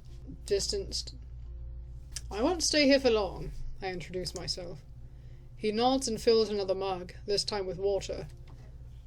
I guess there's no point in waiting for Asterion, then. I'm glad to see someone taking his place.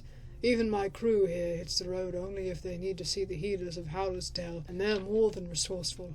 A Roadwarden is always going to find work here in the north, though maybe not on the eastern road.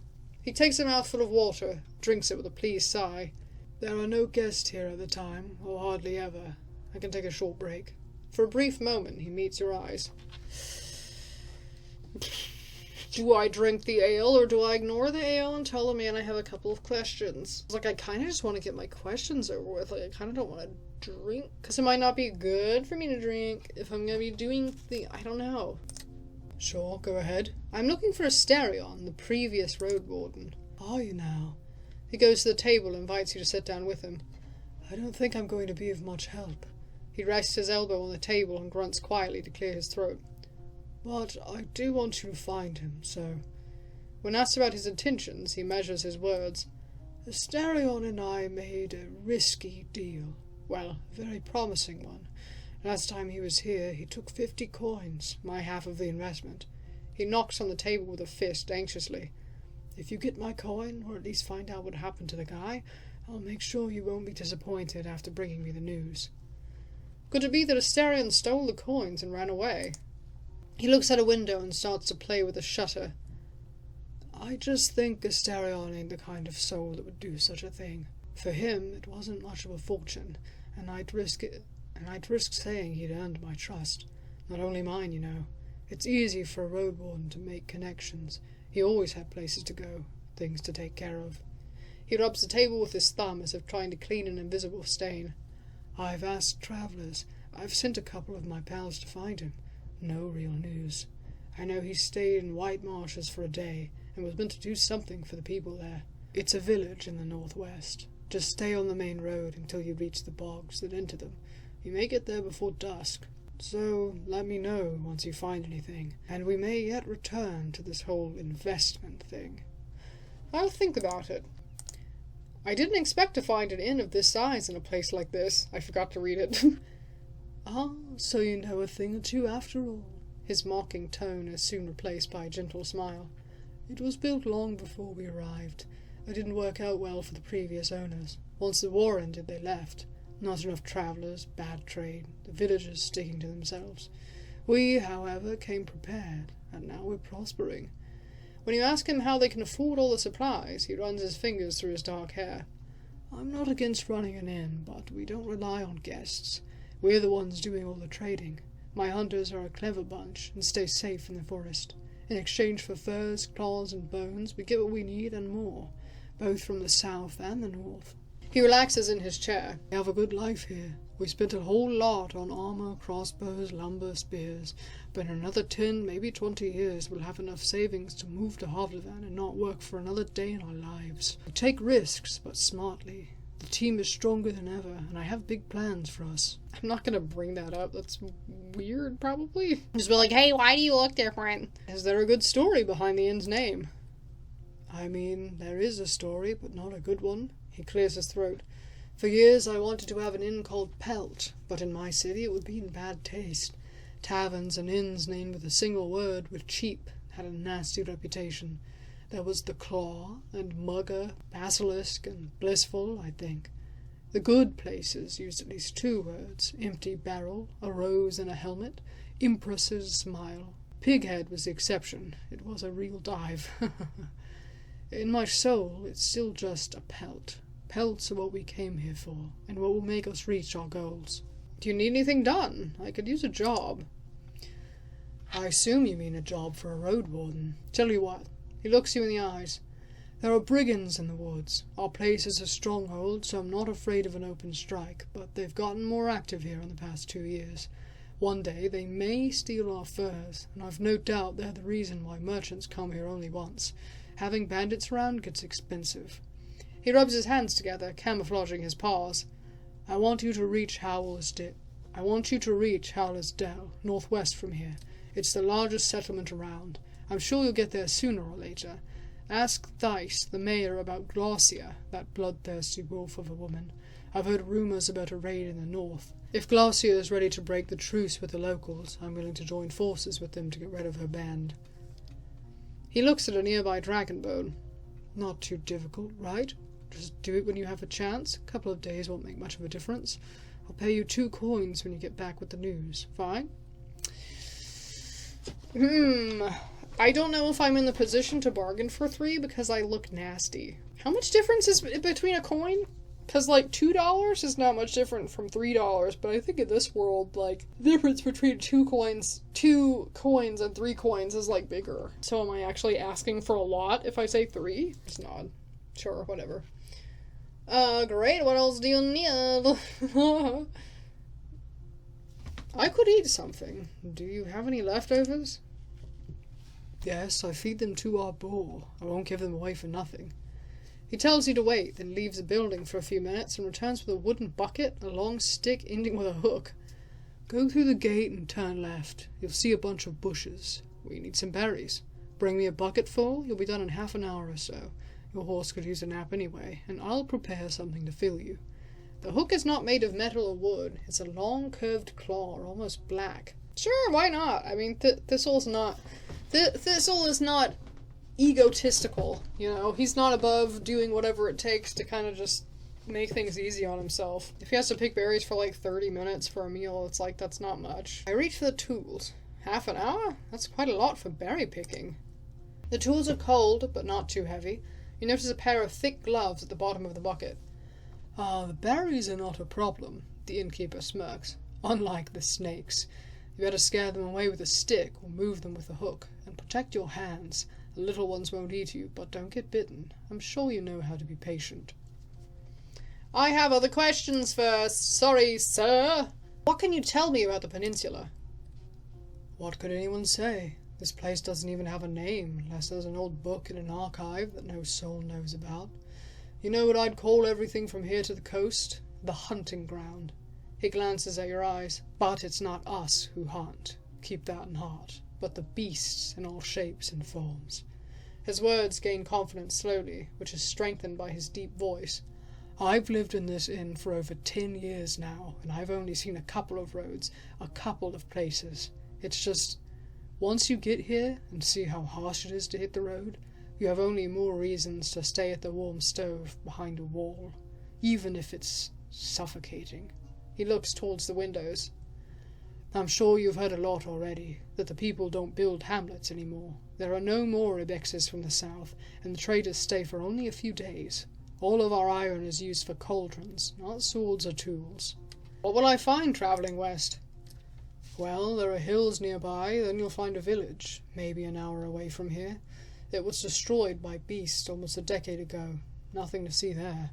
The goblins live there now, so most people just travel around it.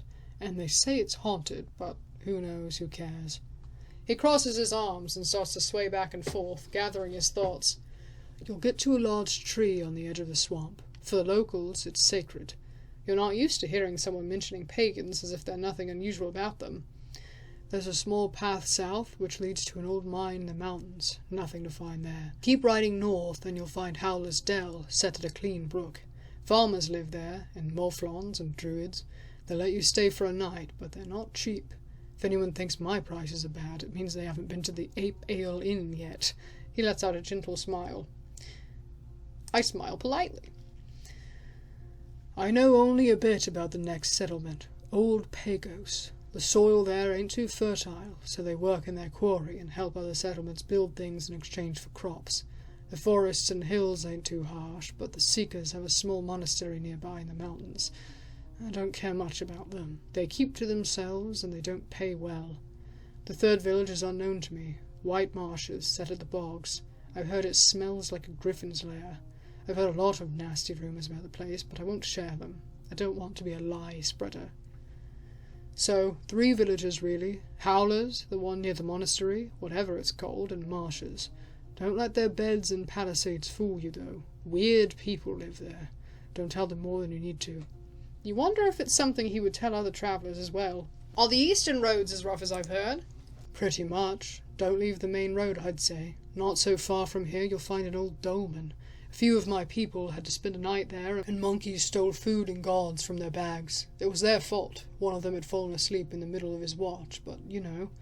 The eastern forests are wild, the roads are rough, almost no soul lives there. One day all these roads will be swallowed by the trees again. The furthest my team has ever gone was the home of the Enchantress. Just stay on track until you reach the crossroads, right near an abandoned watchtower. From there, turn east. You'll recognize the place. It's a nice home in a lonely meadow surrounded by a wall. He looks towards the closed window, then at you again.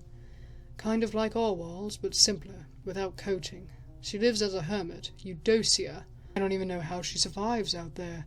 But if you don't have decent coin, you won't find much there. So, back to the crossroads. If you turn left instead, you'll see a road. People stay away from it. It connects the tower and the monastery, a shortcut between 2 sides of the peninsula. I was warned by the locals not to use it. It already belongs to the beasts. I think soft voices are hard. I'm like half whispering, half talking. Have you ever been to the northern coast? I only know about it from another inn. It's far from here, maybe a day on foot, a bit less from the eastern side. His eyes once again focus on the floor. I've never been there, but I heard it's a safe place, close to villages of fishers and hunters, though I don't know much about them. That's all I need. Any rumours worth sharing? Crosses his arms. I don't like to talk about people who aren't nearby, but you know what you're doing. Who are you wondering about? Tell me about. Oh my god, I don't know. I don't get like a menu to choose? For example, Empress, how about that? What do you mean? Are you trying to find her after all these years? The Empress is gone, and she will never be back. She's dead as shit. How about, what's his name, Asterion? Well, not a large man, though broad-shouldered, red hair and beard. I don't know what to say. He raises a muscled arm and places a hand on the back of his head. He was a fine fellow, but I doubt he's alive. He always tried to stay away from things, let's say. People knew him, but he didn't really have allies. Maybe the locals know what happened to him, yet decided not to help him. Or they wanted to get rid of him. He leans forward, looks at his boots. Asterion was a fine man. Quiet one, but not dumb. He aided me many times, not for free, of course, and when he couldn't finish the job, it was for damn good reasons. And you know what? He looks you in the eyes. He was scrupulous, patient.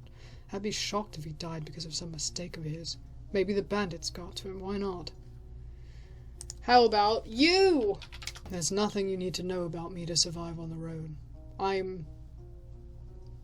Iason? Is that a capital I or a lowercase L? I'm Iason. I'm Yason. Maybe Yason? I'm Yason. I've been in a city, now I'm here. Alright. I don't have anybody, like, any clear idea of who to ask about, so I'm just going to not ask him about people for now. What do you have for sale? I can go and pick up a few things for you. Some food for your travels to start with. Apples, nuts, sausage. Not too many at once. We need to maintain our supplies. I've got an elk fur I don't need. Its buyer was caught by a pack of red wolves. Nice for a sleeping spot, just as nice for a wall. It's an almost untouched soup, priceless for a traveller. You can't tell if he's sarcastic. Made of fine oak ash, strong, though you should have some better supplies before you start your own bathhouse. After you mention you'd like something more useful on these roads, he looks down. I don't have any blades or armour to spare, but if you pay well, you can take one of our crossbows and a bunch of quarrels. A yew-bow, wool cords, and the trigger needs just a little bit of oil. It's as good as you can get without soaking it in magic. Takes a bit of muscle to draw, but even a 16-year-old could handle it. I won't sell it cheap, but I'm ready to give a discount to a helpful ally. Let me take a look at what you have first. 10 coins? I only have 10 coins? Okay, a box of soap. What? Will that help me? I already have a box of soap, don't I? I think I just need some food rations. 1 food ration. Oh, 3! Oh, 3 for 1 coin? That's good. Do I have anything you'd like to buy? Probably freaking not. That's all I need. I go outside. I should forage for... You step outside. Scrambled egg is napping. You hear the sounds of work coming from the armorer's workshop. What if I started reading everything like this instead? Go to the well. Oh, can I wash myself in the well? Is that okay? Or are they going to be like, why are you washing your nasty-ass face in our drinking water? But I mean, I guess all water is getting gotten from a well, right? It's not just drinking water. 12 hours and 45 minutes. I spent a long time talking to that dude. I should go outside and forage for berries. The innkeeper knew what he was talking about. He put on the gloves and looked through the bushes from a safe distance. It doesn't take long before you notice the first serpent lying on a rock somewhere in the thicket. The creatures are not that large, and even if some of them hiss at you or slither closer, the jabs of the hook keep them at a distance. You don't know much about these berries. They're round and reddish. You wouldn't trust such a colour even if you were looking for food in the wilderness. The plants don't have thorns, but the leaves are harsh, and you make sure to thoroughly cover your skin with your clothes. You have to look through many bushes to fill the bucket, but the presence of insects and snakes doesn't allow you to relax. Oh, I have some knowledge. I noticed a shrub that's not like the others. One of the bushes in the back has more berries than the others. They're purple, and as you squeeze one of them, you recognize that these are marsh blues. In small amounts, they're added to pies, sauces, and beverages, known for their delicate sourness and sweetness, unique but not intrusive. Still, eating a cup of them will make one sick if not poisoned. You're surprised to see them in a meadow far away from a wetland. You could use them at an alchemy table if you can find it. For now, you put a fistful into one of your jars. The others are still a bit greenish. Cool, I gathered berries! That's cool, I got extra things just because of my knowledge. I mean, I'm assuming the other classes, if you're a warrior, there's probably something extra for you to do here too, but I love unlocking special things. You return to the courtyard. 2 of the guards participating in a friendly skirmish. Their wrestling is accompanied by a crowd. I enter the inn. So, you again. Need anything? I put his fruits on the counter. Yeah, I got food. Great. He peeks inside the bucket. I've got cabbage stew with a few goose chunks for you. I'd serve it even to merchants if there were any around. The meal is warm and filling. It's well seasoned and not overcooked. And like I said, I rarely have food to spare, but feel free to ask if you ever stop by. You may be lucky, and I've been cooking my whole life. Thanks! And how did that old hook of mine work out for you? I see you still have your hands. I'm not gonna lie, I just met this. He's gonna see right through that. If I said I've lost it, he's gonna be like, bullshit, boy, show me your pack. Like, he's gonna dig through my backpack. Could be good to buy from him. How much does it cost? He probably won't give it to me. Should I ask? Hey guys, should I ask? Like, as if I'm talking to, like, a live audience. Should I ask? Having extra because is there an inventory limit? If there's not a weight limit, any extra things you have is good, you know what I mean? Collect whatever you can, because it might be useful later. I'd like to buy it from you. He narrows his eyes. Can't you make one for yourself? It's the claw that grabs my interest, honestly. Ah, I see. It's a nice one, ain't it? My guards once had to get rid of a pebbler. You can't really eat them, but their claws and bones are durable enough, so we put them to good use. For a moment he observes your face. A single coin will be fair. Well, that's only 1 coin. 1 coin for a little hook? Sure. He takes it with a nod. Need anything else? No, I don't need anything else. I'm gonna go outside. Okay, so I'm gonna save. This used to be the inn. Yeah, you can see some of like what the old game used to look like, right? This seems like the same place, but so the inn used to be dark colored, and it was like plain brick instead of this stone. You can see the updates for the art that they made. I should approach the guards, maybe? Like, talk to them, see if they have something to say. Well, let me go to the well first. What time is it? I'm wasting so much of my time. A recently renovated wooden roof covers the well from rain and birds. One of the guards is enjoying a cold drink he drew with a bucket, and tells you to use only as much water as necessary. You need at least one piece of bathing equipment. Oh, come on, no. So I'm gonna have to buy soap. I'm running out of coins. Wash my shell. It's my shell. Ooh, if I had 3 pieces of bathing equipment, I could, like, I guess wash my clothes, maybe? It did that much? Well, at least I won't stand out from the crowd. I do need to, at some point, take a proper bath. Splashing yourself with cold water from a bucket won't take away your smell, but it's enough to remove the tallow and sweat from your skin, or mud stains from your clothes. My throat is starting to hurt. I've been reading dialogue for like 2 hours. I might have to take a break soon. But I'll see. Maybe like every time I take a break, I'll like cut the video and upload that video. I'll just play in like 2 or 3 hour increments or something. I just want to finish. I want to finish this part though first. So you know, just a heads up. That's my plan. That's what I'm thinking. Approach the guards. The woman in yellow armor is kneeling next to a brown hairy boar which is resting on its side. The beast is not as large as the dark ones from the forests. It responds to the touch of the human's hand and brush with grateful grunting and rapid twitches of a hind hoof. No matter how... hoof. Is that a weird way to say hoof? Hoof. No matter how friendly it appears, it's still tethered to the well, and you have no doubts that its charge would leave Scambled Egg dead in a breath. Not Scambled Egg! No! When the woman notices you, she steps forward to the bull's disappointment. So, the new Roadwarden! If I recall, her voice was my normal narrator voice, but just way more excitable sounding. She points at a window with her chin, forestalling the question. We don't need anything now, but when we travel with our furs, we could use some assistance. She may be around 30, but her warm voice and bright smile are camouflaging the touch of time on her unpowdered face. Like many red-haired people with freckles, her skin is unhelpfully pale. The bull runs up to her, observing your boots and fruitlessly sniffing for food beneath the beaten ground. She pats its back but maintains her focus. How about a game or two? We have a bit of time and can talk a bit about this and that, and maybe you'll get a few coins, or lose some. She winks. We can play dice or throw axes at a target. Oh god. I don't know what I mean. I've spent my whole life, Thistle has spent his whole life, like, reading books, studying things. I don't think he'd be good at either. I mean, I do have an axe, so I must know how to use an axe, but at the same time, I feel like my character is built in such a way that I'm not very physically strong, so maybe dice tasks work better than axe tasks. Because I don't really like games. I don't like gambling or random chance. I hate random chance in games or anywhere in real life. I don't. I'm not a risk taker, but let's say Thistle is trying to weigh his options and he's like, I guess. I don't want to say no to anything because then I'll look like I'm no fun and I'll lose social capital with these people. I've got to force myself to play dice, I suppose. Sure, let's play some dice. Your arrival, and especially the dragon bone you pull out, are cheerfully... I'm gonna lose with my dragon bones, man!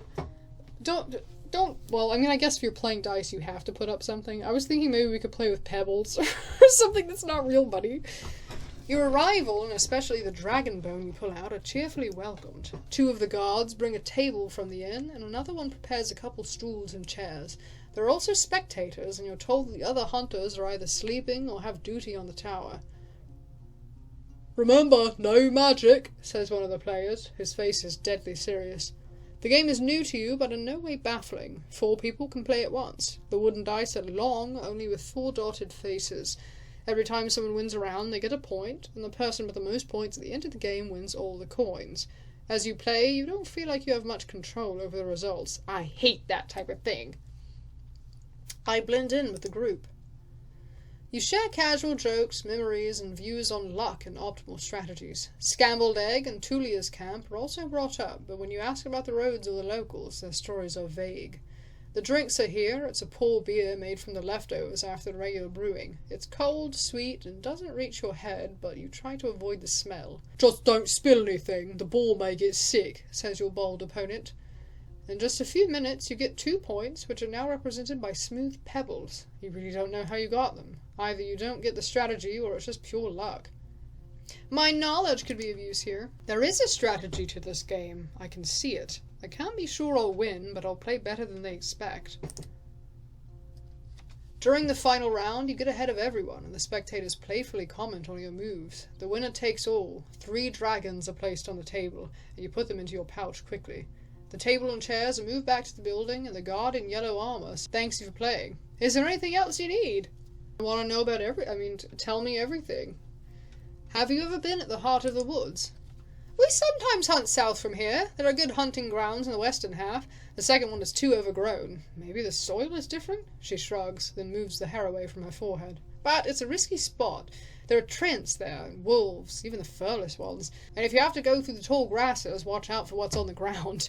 There ain't many archers in the trees. She smiles as if it's a joke. But there are all too many worms, even larger than a water leech. Tell me about yourself. Oh, what was that? After a brief giggle, her voice gets cold and serious.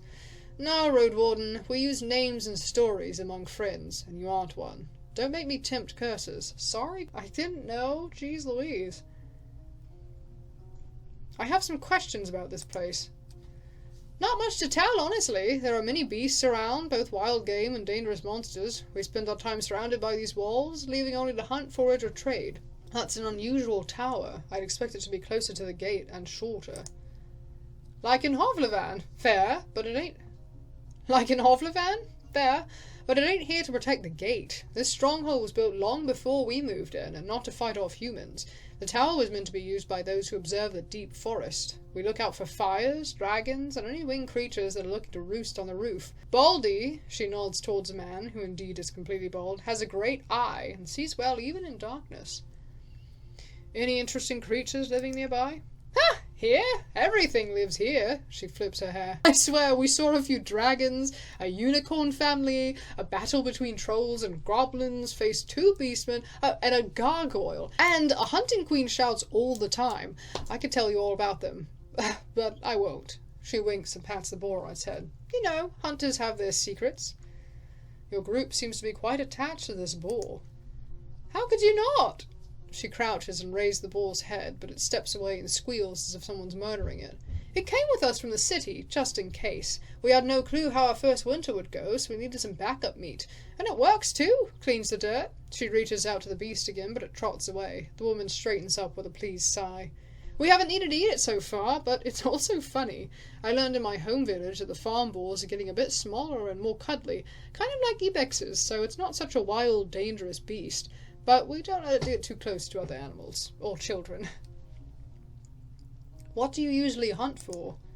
Anything we can eat or sell. If there's a partridge, a squirrel, or a rat, we don't complain.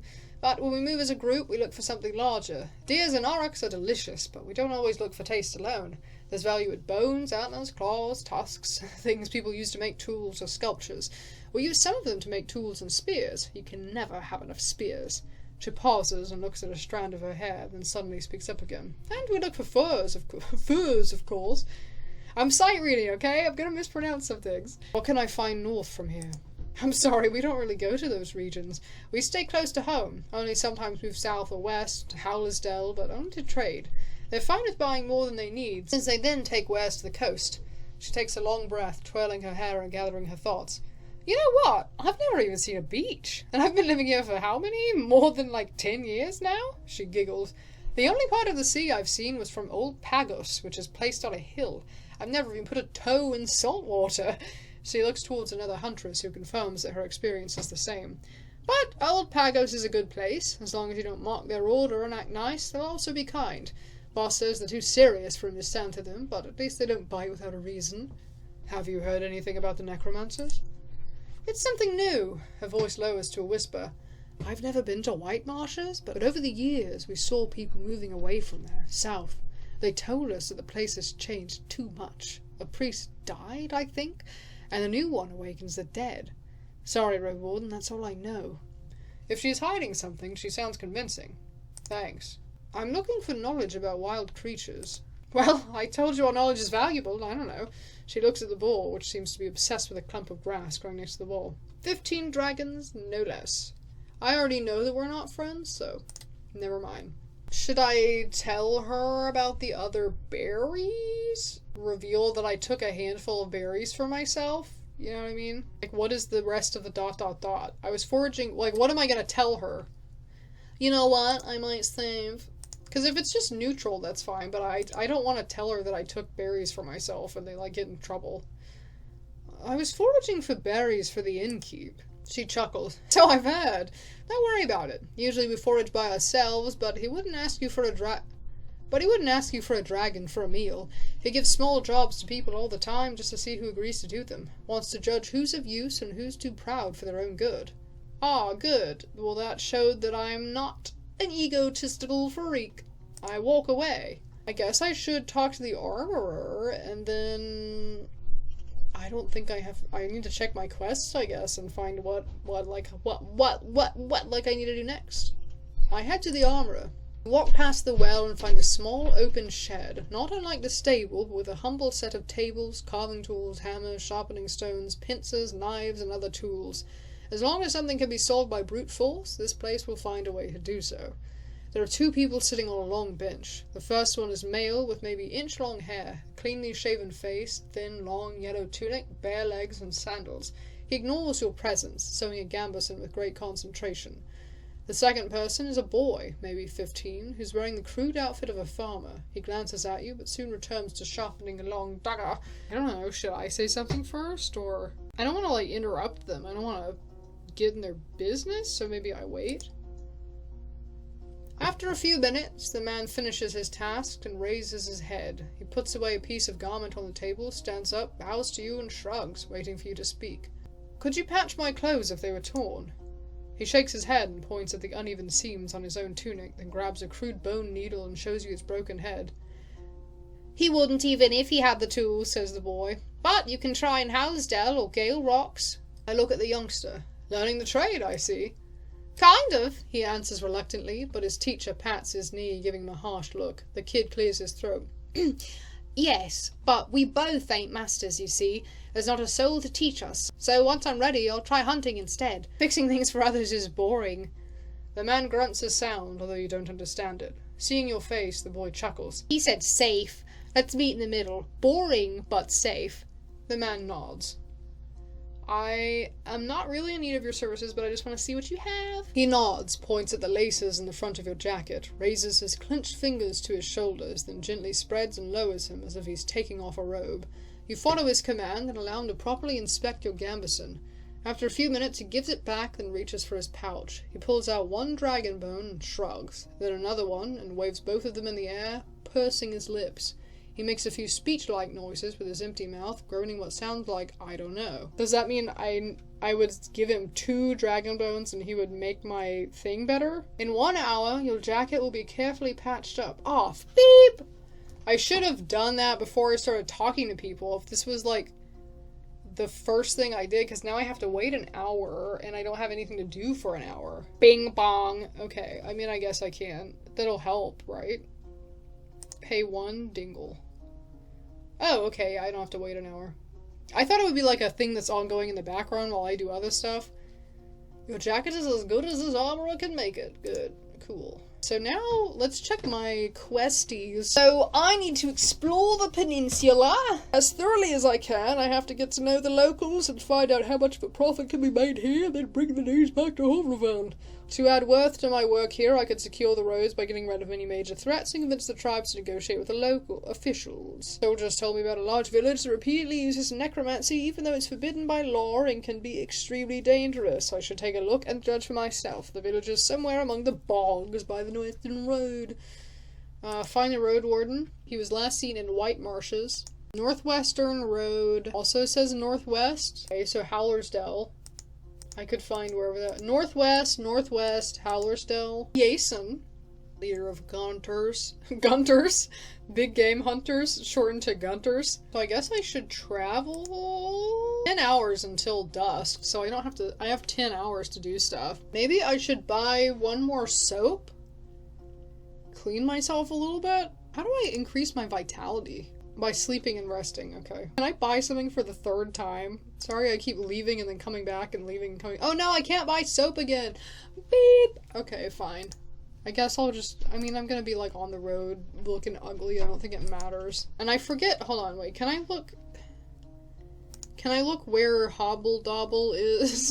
Howlersdale, where is that? Along the western road. Okay, so I'm still, everything's pretty much leading me west. Northwest, west. I don't know. Maybe I should kind of stick on the path for a minute. The road uphill meanders, slowing you down and forcing you to pay close attention not only to the shadows of the trees, but also to the tight, rocky passages. You can't help but notice a few caves and fine ambush spots. Uh-oh. What if I get ambushed? I'm just a baby boy. All I have is books. I can throw books at them. I'm a scholar! Ah! Keep an eye out for any sign of life. Oh, schnarts. New entry, the ruined village. Oh, this is a new quest. I've arrived at the ruins of a village that used to be set on the southern road. Southern road? Did I go south? I thought I was going west. It may be important to figure out what happened here and if it can be re-inhabited. Standing in front of the gate, you hear no voices, no tools at work, no steps. Dozens of birds live among the collapsed roofs. Their fluttering, singing, and squawking is free of worries. If you want to travel any further, you need to ride around the palisade. Searching the ruins may take a lot of time. The broken gate in the north will lead you to the village. The sound of the gentle river reaches you from the east, where you see a saggy fence surrounding an overgrown pasture. Behind the burnt building in the east, you see an oddly barren field. Can I take a closer look? The palisade is in good shape, and the gate wasn't even touched by the fire. It was torn away, possibly thrown. The used force must have been huge, but you'd expect that it would push the entrance into the village, not away from it. You don't see the marks of a dragon bite. A troll could toss such planks, but after so many years, you see no paw prints. A mage? You can't really tell. Okay, so the gate is thrown the opposite way, you would think. Out of the village, not into the village. So there might be something bad in there if people were trying that hard to get out. I approached the building near the field. Broken logs and planks are charred while the wooden walls are rotten and covered in moss. You see no ashes or dust, proving that the fire happened long ago. The smell is awful, and there are no reasons to stay for long. You see no furniture, just some broken shelves. It was just a storage room. Valuable odds and ends here were already taken by scavengers. I guess I move forward. Hopefully I don't regret doing that. Check the pasture in the southeast. You don't find a single sign of the livestock that lived here in the past. Any bones, horns, antlers, or dung have already been devoured by the wilderness. The pasture ends at the river. On the opposite bank, the meadow turns into a thick forest, impenetrable for a rider. What are the chances that a herd of defenseless animals could get there and survive? The breach in the southern fence wasn't made by some brute force. You find axe cuts in the spots that were ultimately broken away. After all these years, there are no tracks that you could follow. Check the fields. I'm inspecting everywhere around it before I go in. You're surrounded by what looks like a field plowed in late autumn, disturbed by hundreds of rain and snowfalls. There's a few clumps of grass and wheat, but a place like this one, abandoned for years, should have already turned itself into a green lair. Lair? A barren field. Maybe it was overused, but you would still expect the weeds to sprout. A curse? The path leading west from here ends at the edge of the field, shifting into a meadow, then a forest. In the north, you see a path leading around the palisade. I don't have a way to investigate. You feel a slight aching in your stomach. Oh, shoot. Should I just go in? I'm gonna save it, just in case. I should inspect the palisade, right? The tracks of human footwear and many more ape footprints cover the path formed around the palisade's breach. As far as you can tell, the freshest footprints lead to the village. The wooden stakes spread on the ground are rotten, covered in mushrooms, small flowers, insects, and worms. A good source of animal goblin food, though you'd expect them to also hunt for the birds and eggs. The meadow in the west turns into a forest quickly. The grasses in the north surround dozens of tree stumps, already covered with moss and fungi. Going south, you'll reach a large field, though you don't see any crops. I shouldn't enter yeah, you're right, I don't want to enter the forest. Explore the southwest part of the village. The buildings, some of which have collapsed, are made of wood, now charred and rotten. You spot claw marks on the walls, especially close to the doors and window frames. They could belong to a draggingling or a large wolf, larger than the grey ones, or a corpse eater. Too many options to make a guess. Yet no beast remains in sight. You find the remains of clothes, furniture, odds and ends. Only one object seems to be of use, a basket-like fish trap made of vines and willow branches. If a large fish swims into it, it won't be able to get out on its own. Oh, cool! I get a free fish trap here. Maybe the southeast? You find a small backyard. The ground is beaten. The grass grows only right next to the buildings. It was a fair spot for the training dancers and fighters. The stakes of the palisade are covered with playful carvings left by playful children who were portraying monsters, weapons, and humans. The rubble in the houses was pushed to corners. The furniture is broken, but you find something of use in one of the piles. A slightly rusty piece of steel. Once you pull it, you realize it's a quarrel for a crossbow. Still usable. Okay. I have a quarrel and a fish trap. I don't know what I'm collecting things for. Maybe it's all part of a plan. This is my design.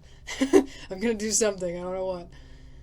The closer you are to the village and the longer you stay around, the more sick you feel. The taste of gastric juices hits your mouth. Your forehead hurts and you start to stumble. The gambled egg, worried by your sight, pokes your head with its nose. Well, I mean, you know what? Like, in my real life, if something starts to be messed up, I just leave. I walk far away from the walls. No, I don't want to do that. I was just thinking walk away for a few minutes and then come back. Inspect the clearing in the west. The meadow is lush and colourful, and so dense it's unsafe for a rider. For a couple of minutes you lead Scrambled Egg with a rope, avoiding the potential disaster in case a hoof falls into an animal den. Being forced to travel around the palisade every time you get here is going to be a pain.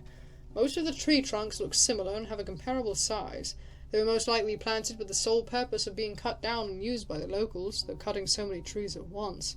That alone could provoke the wrath of the herds. Such a process should be spread across a couple of seasons, and you can't be sure that was the case.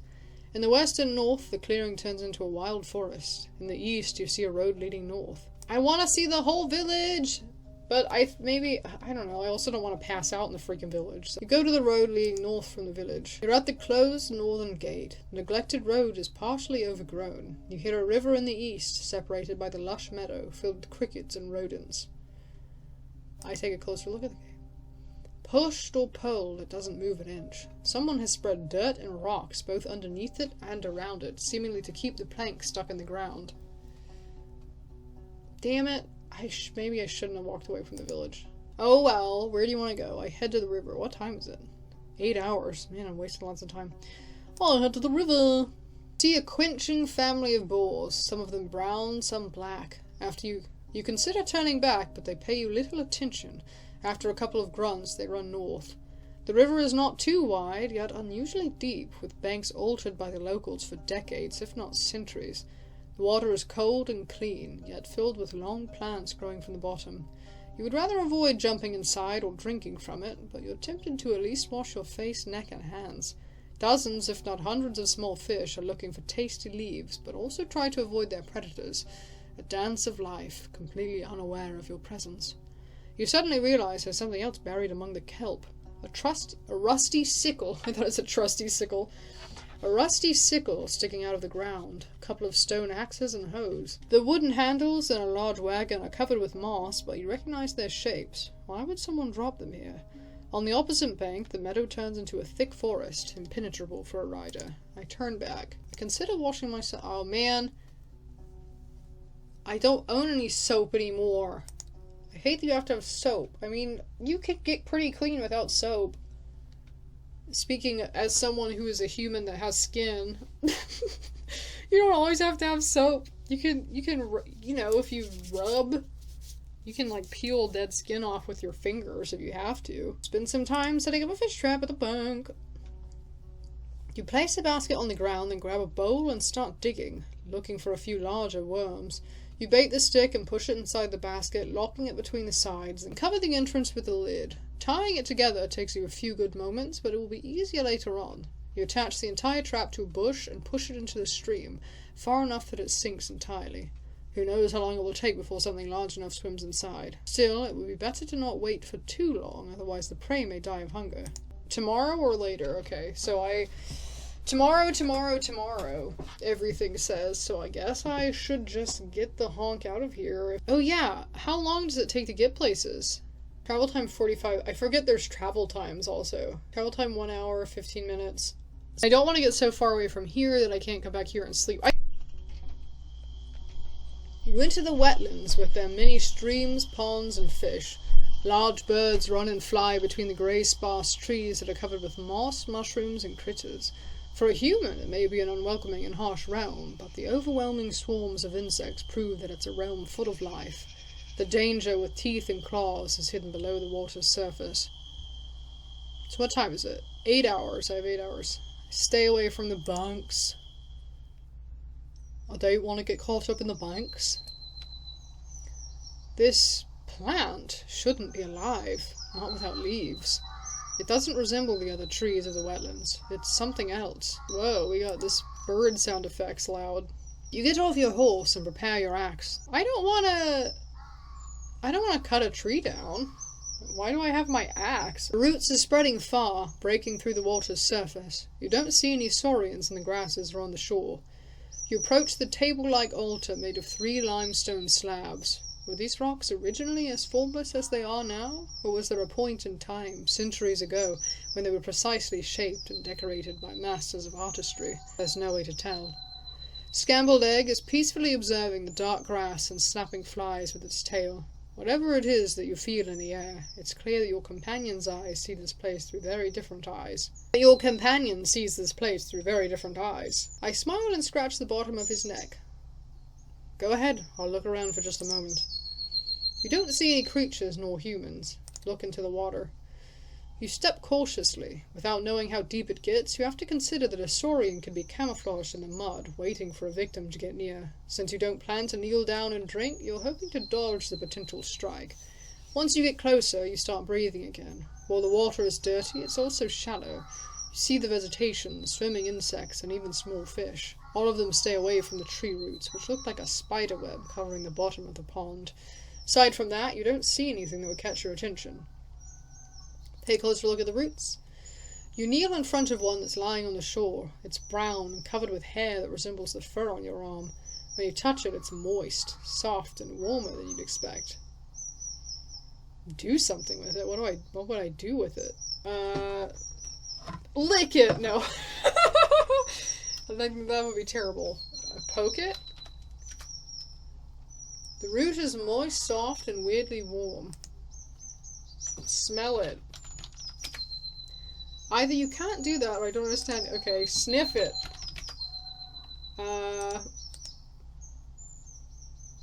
I really want to do taste it, but I it's not a good idea to go around licking strange tree branches. Scrape it, maybe? What is it called to take a knife and kind of just poke at the surface to see? Alright, I'm not going to do anything with it then. I stand up. I approach the altar.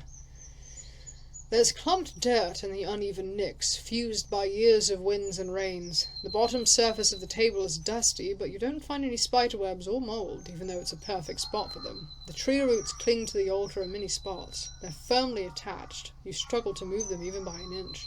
The cream-colored limestone is cold and smooth.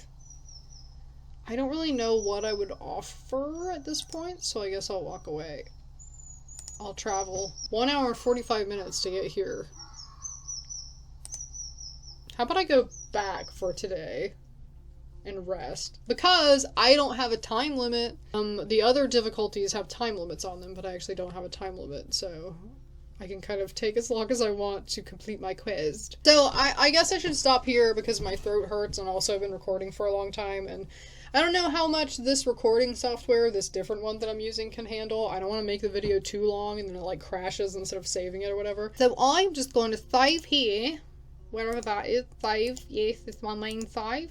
There we go, that's my main save. So I think I maybe want to go the other way, like, whenever I come back next to record again, I might do this way instead. Investigate out this way some, just to see what's there, because I think all of the quests are telling me to kind of go to the northwest, go to the west, northwest, whatever, so I'll probably end up being, like, around here. But I can also just investigate. But yeah, I'm really excited to be playing this again. It's very fun. I like walking around and like learning stuff and reading stuff, and I don't know. I don't know, there's something that I like about it. So hopefully I can have this video up maybe by the end of the day if I'm quick about it, and then also maybe do another one tomorrow, maybe, if I'm also quick about it. And I don't feel bad. I have chronic health problems, so like, yeah, I could wake up and feel terrible, but I don't know. We'll see. Anyway, that's like the first part of this that I'm doing because I wanted to record it because, I don't know, to share it with people because it's cool. Thanks for watching. Hopefully I'll be back with more. Goodbye.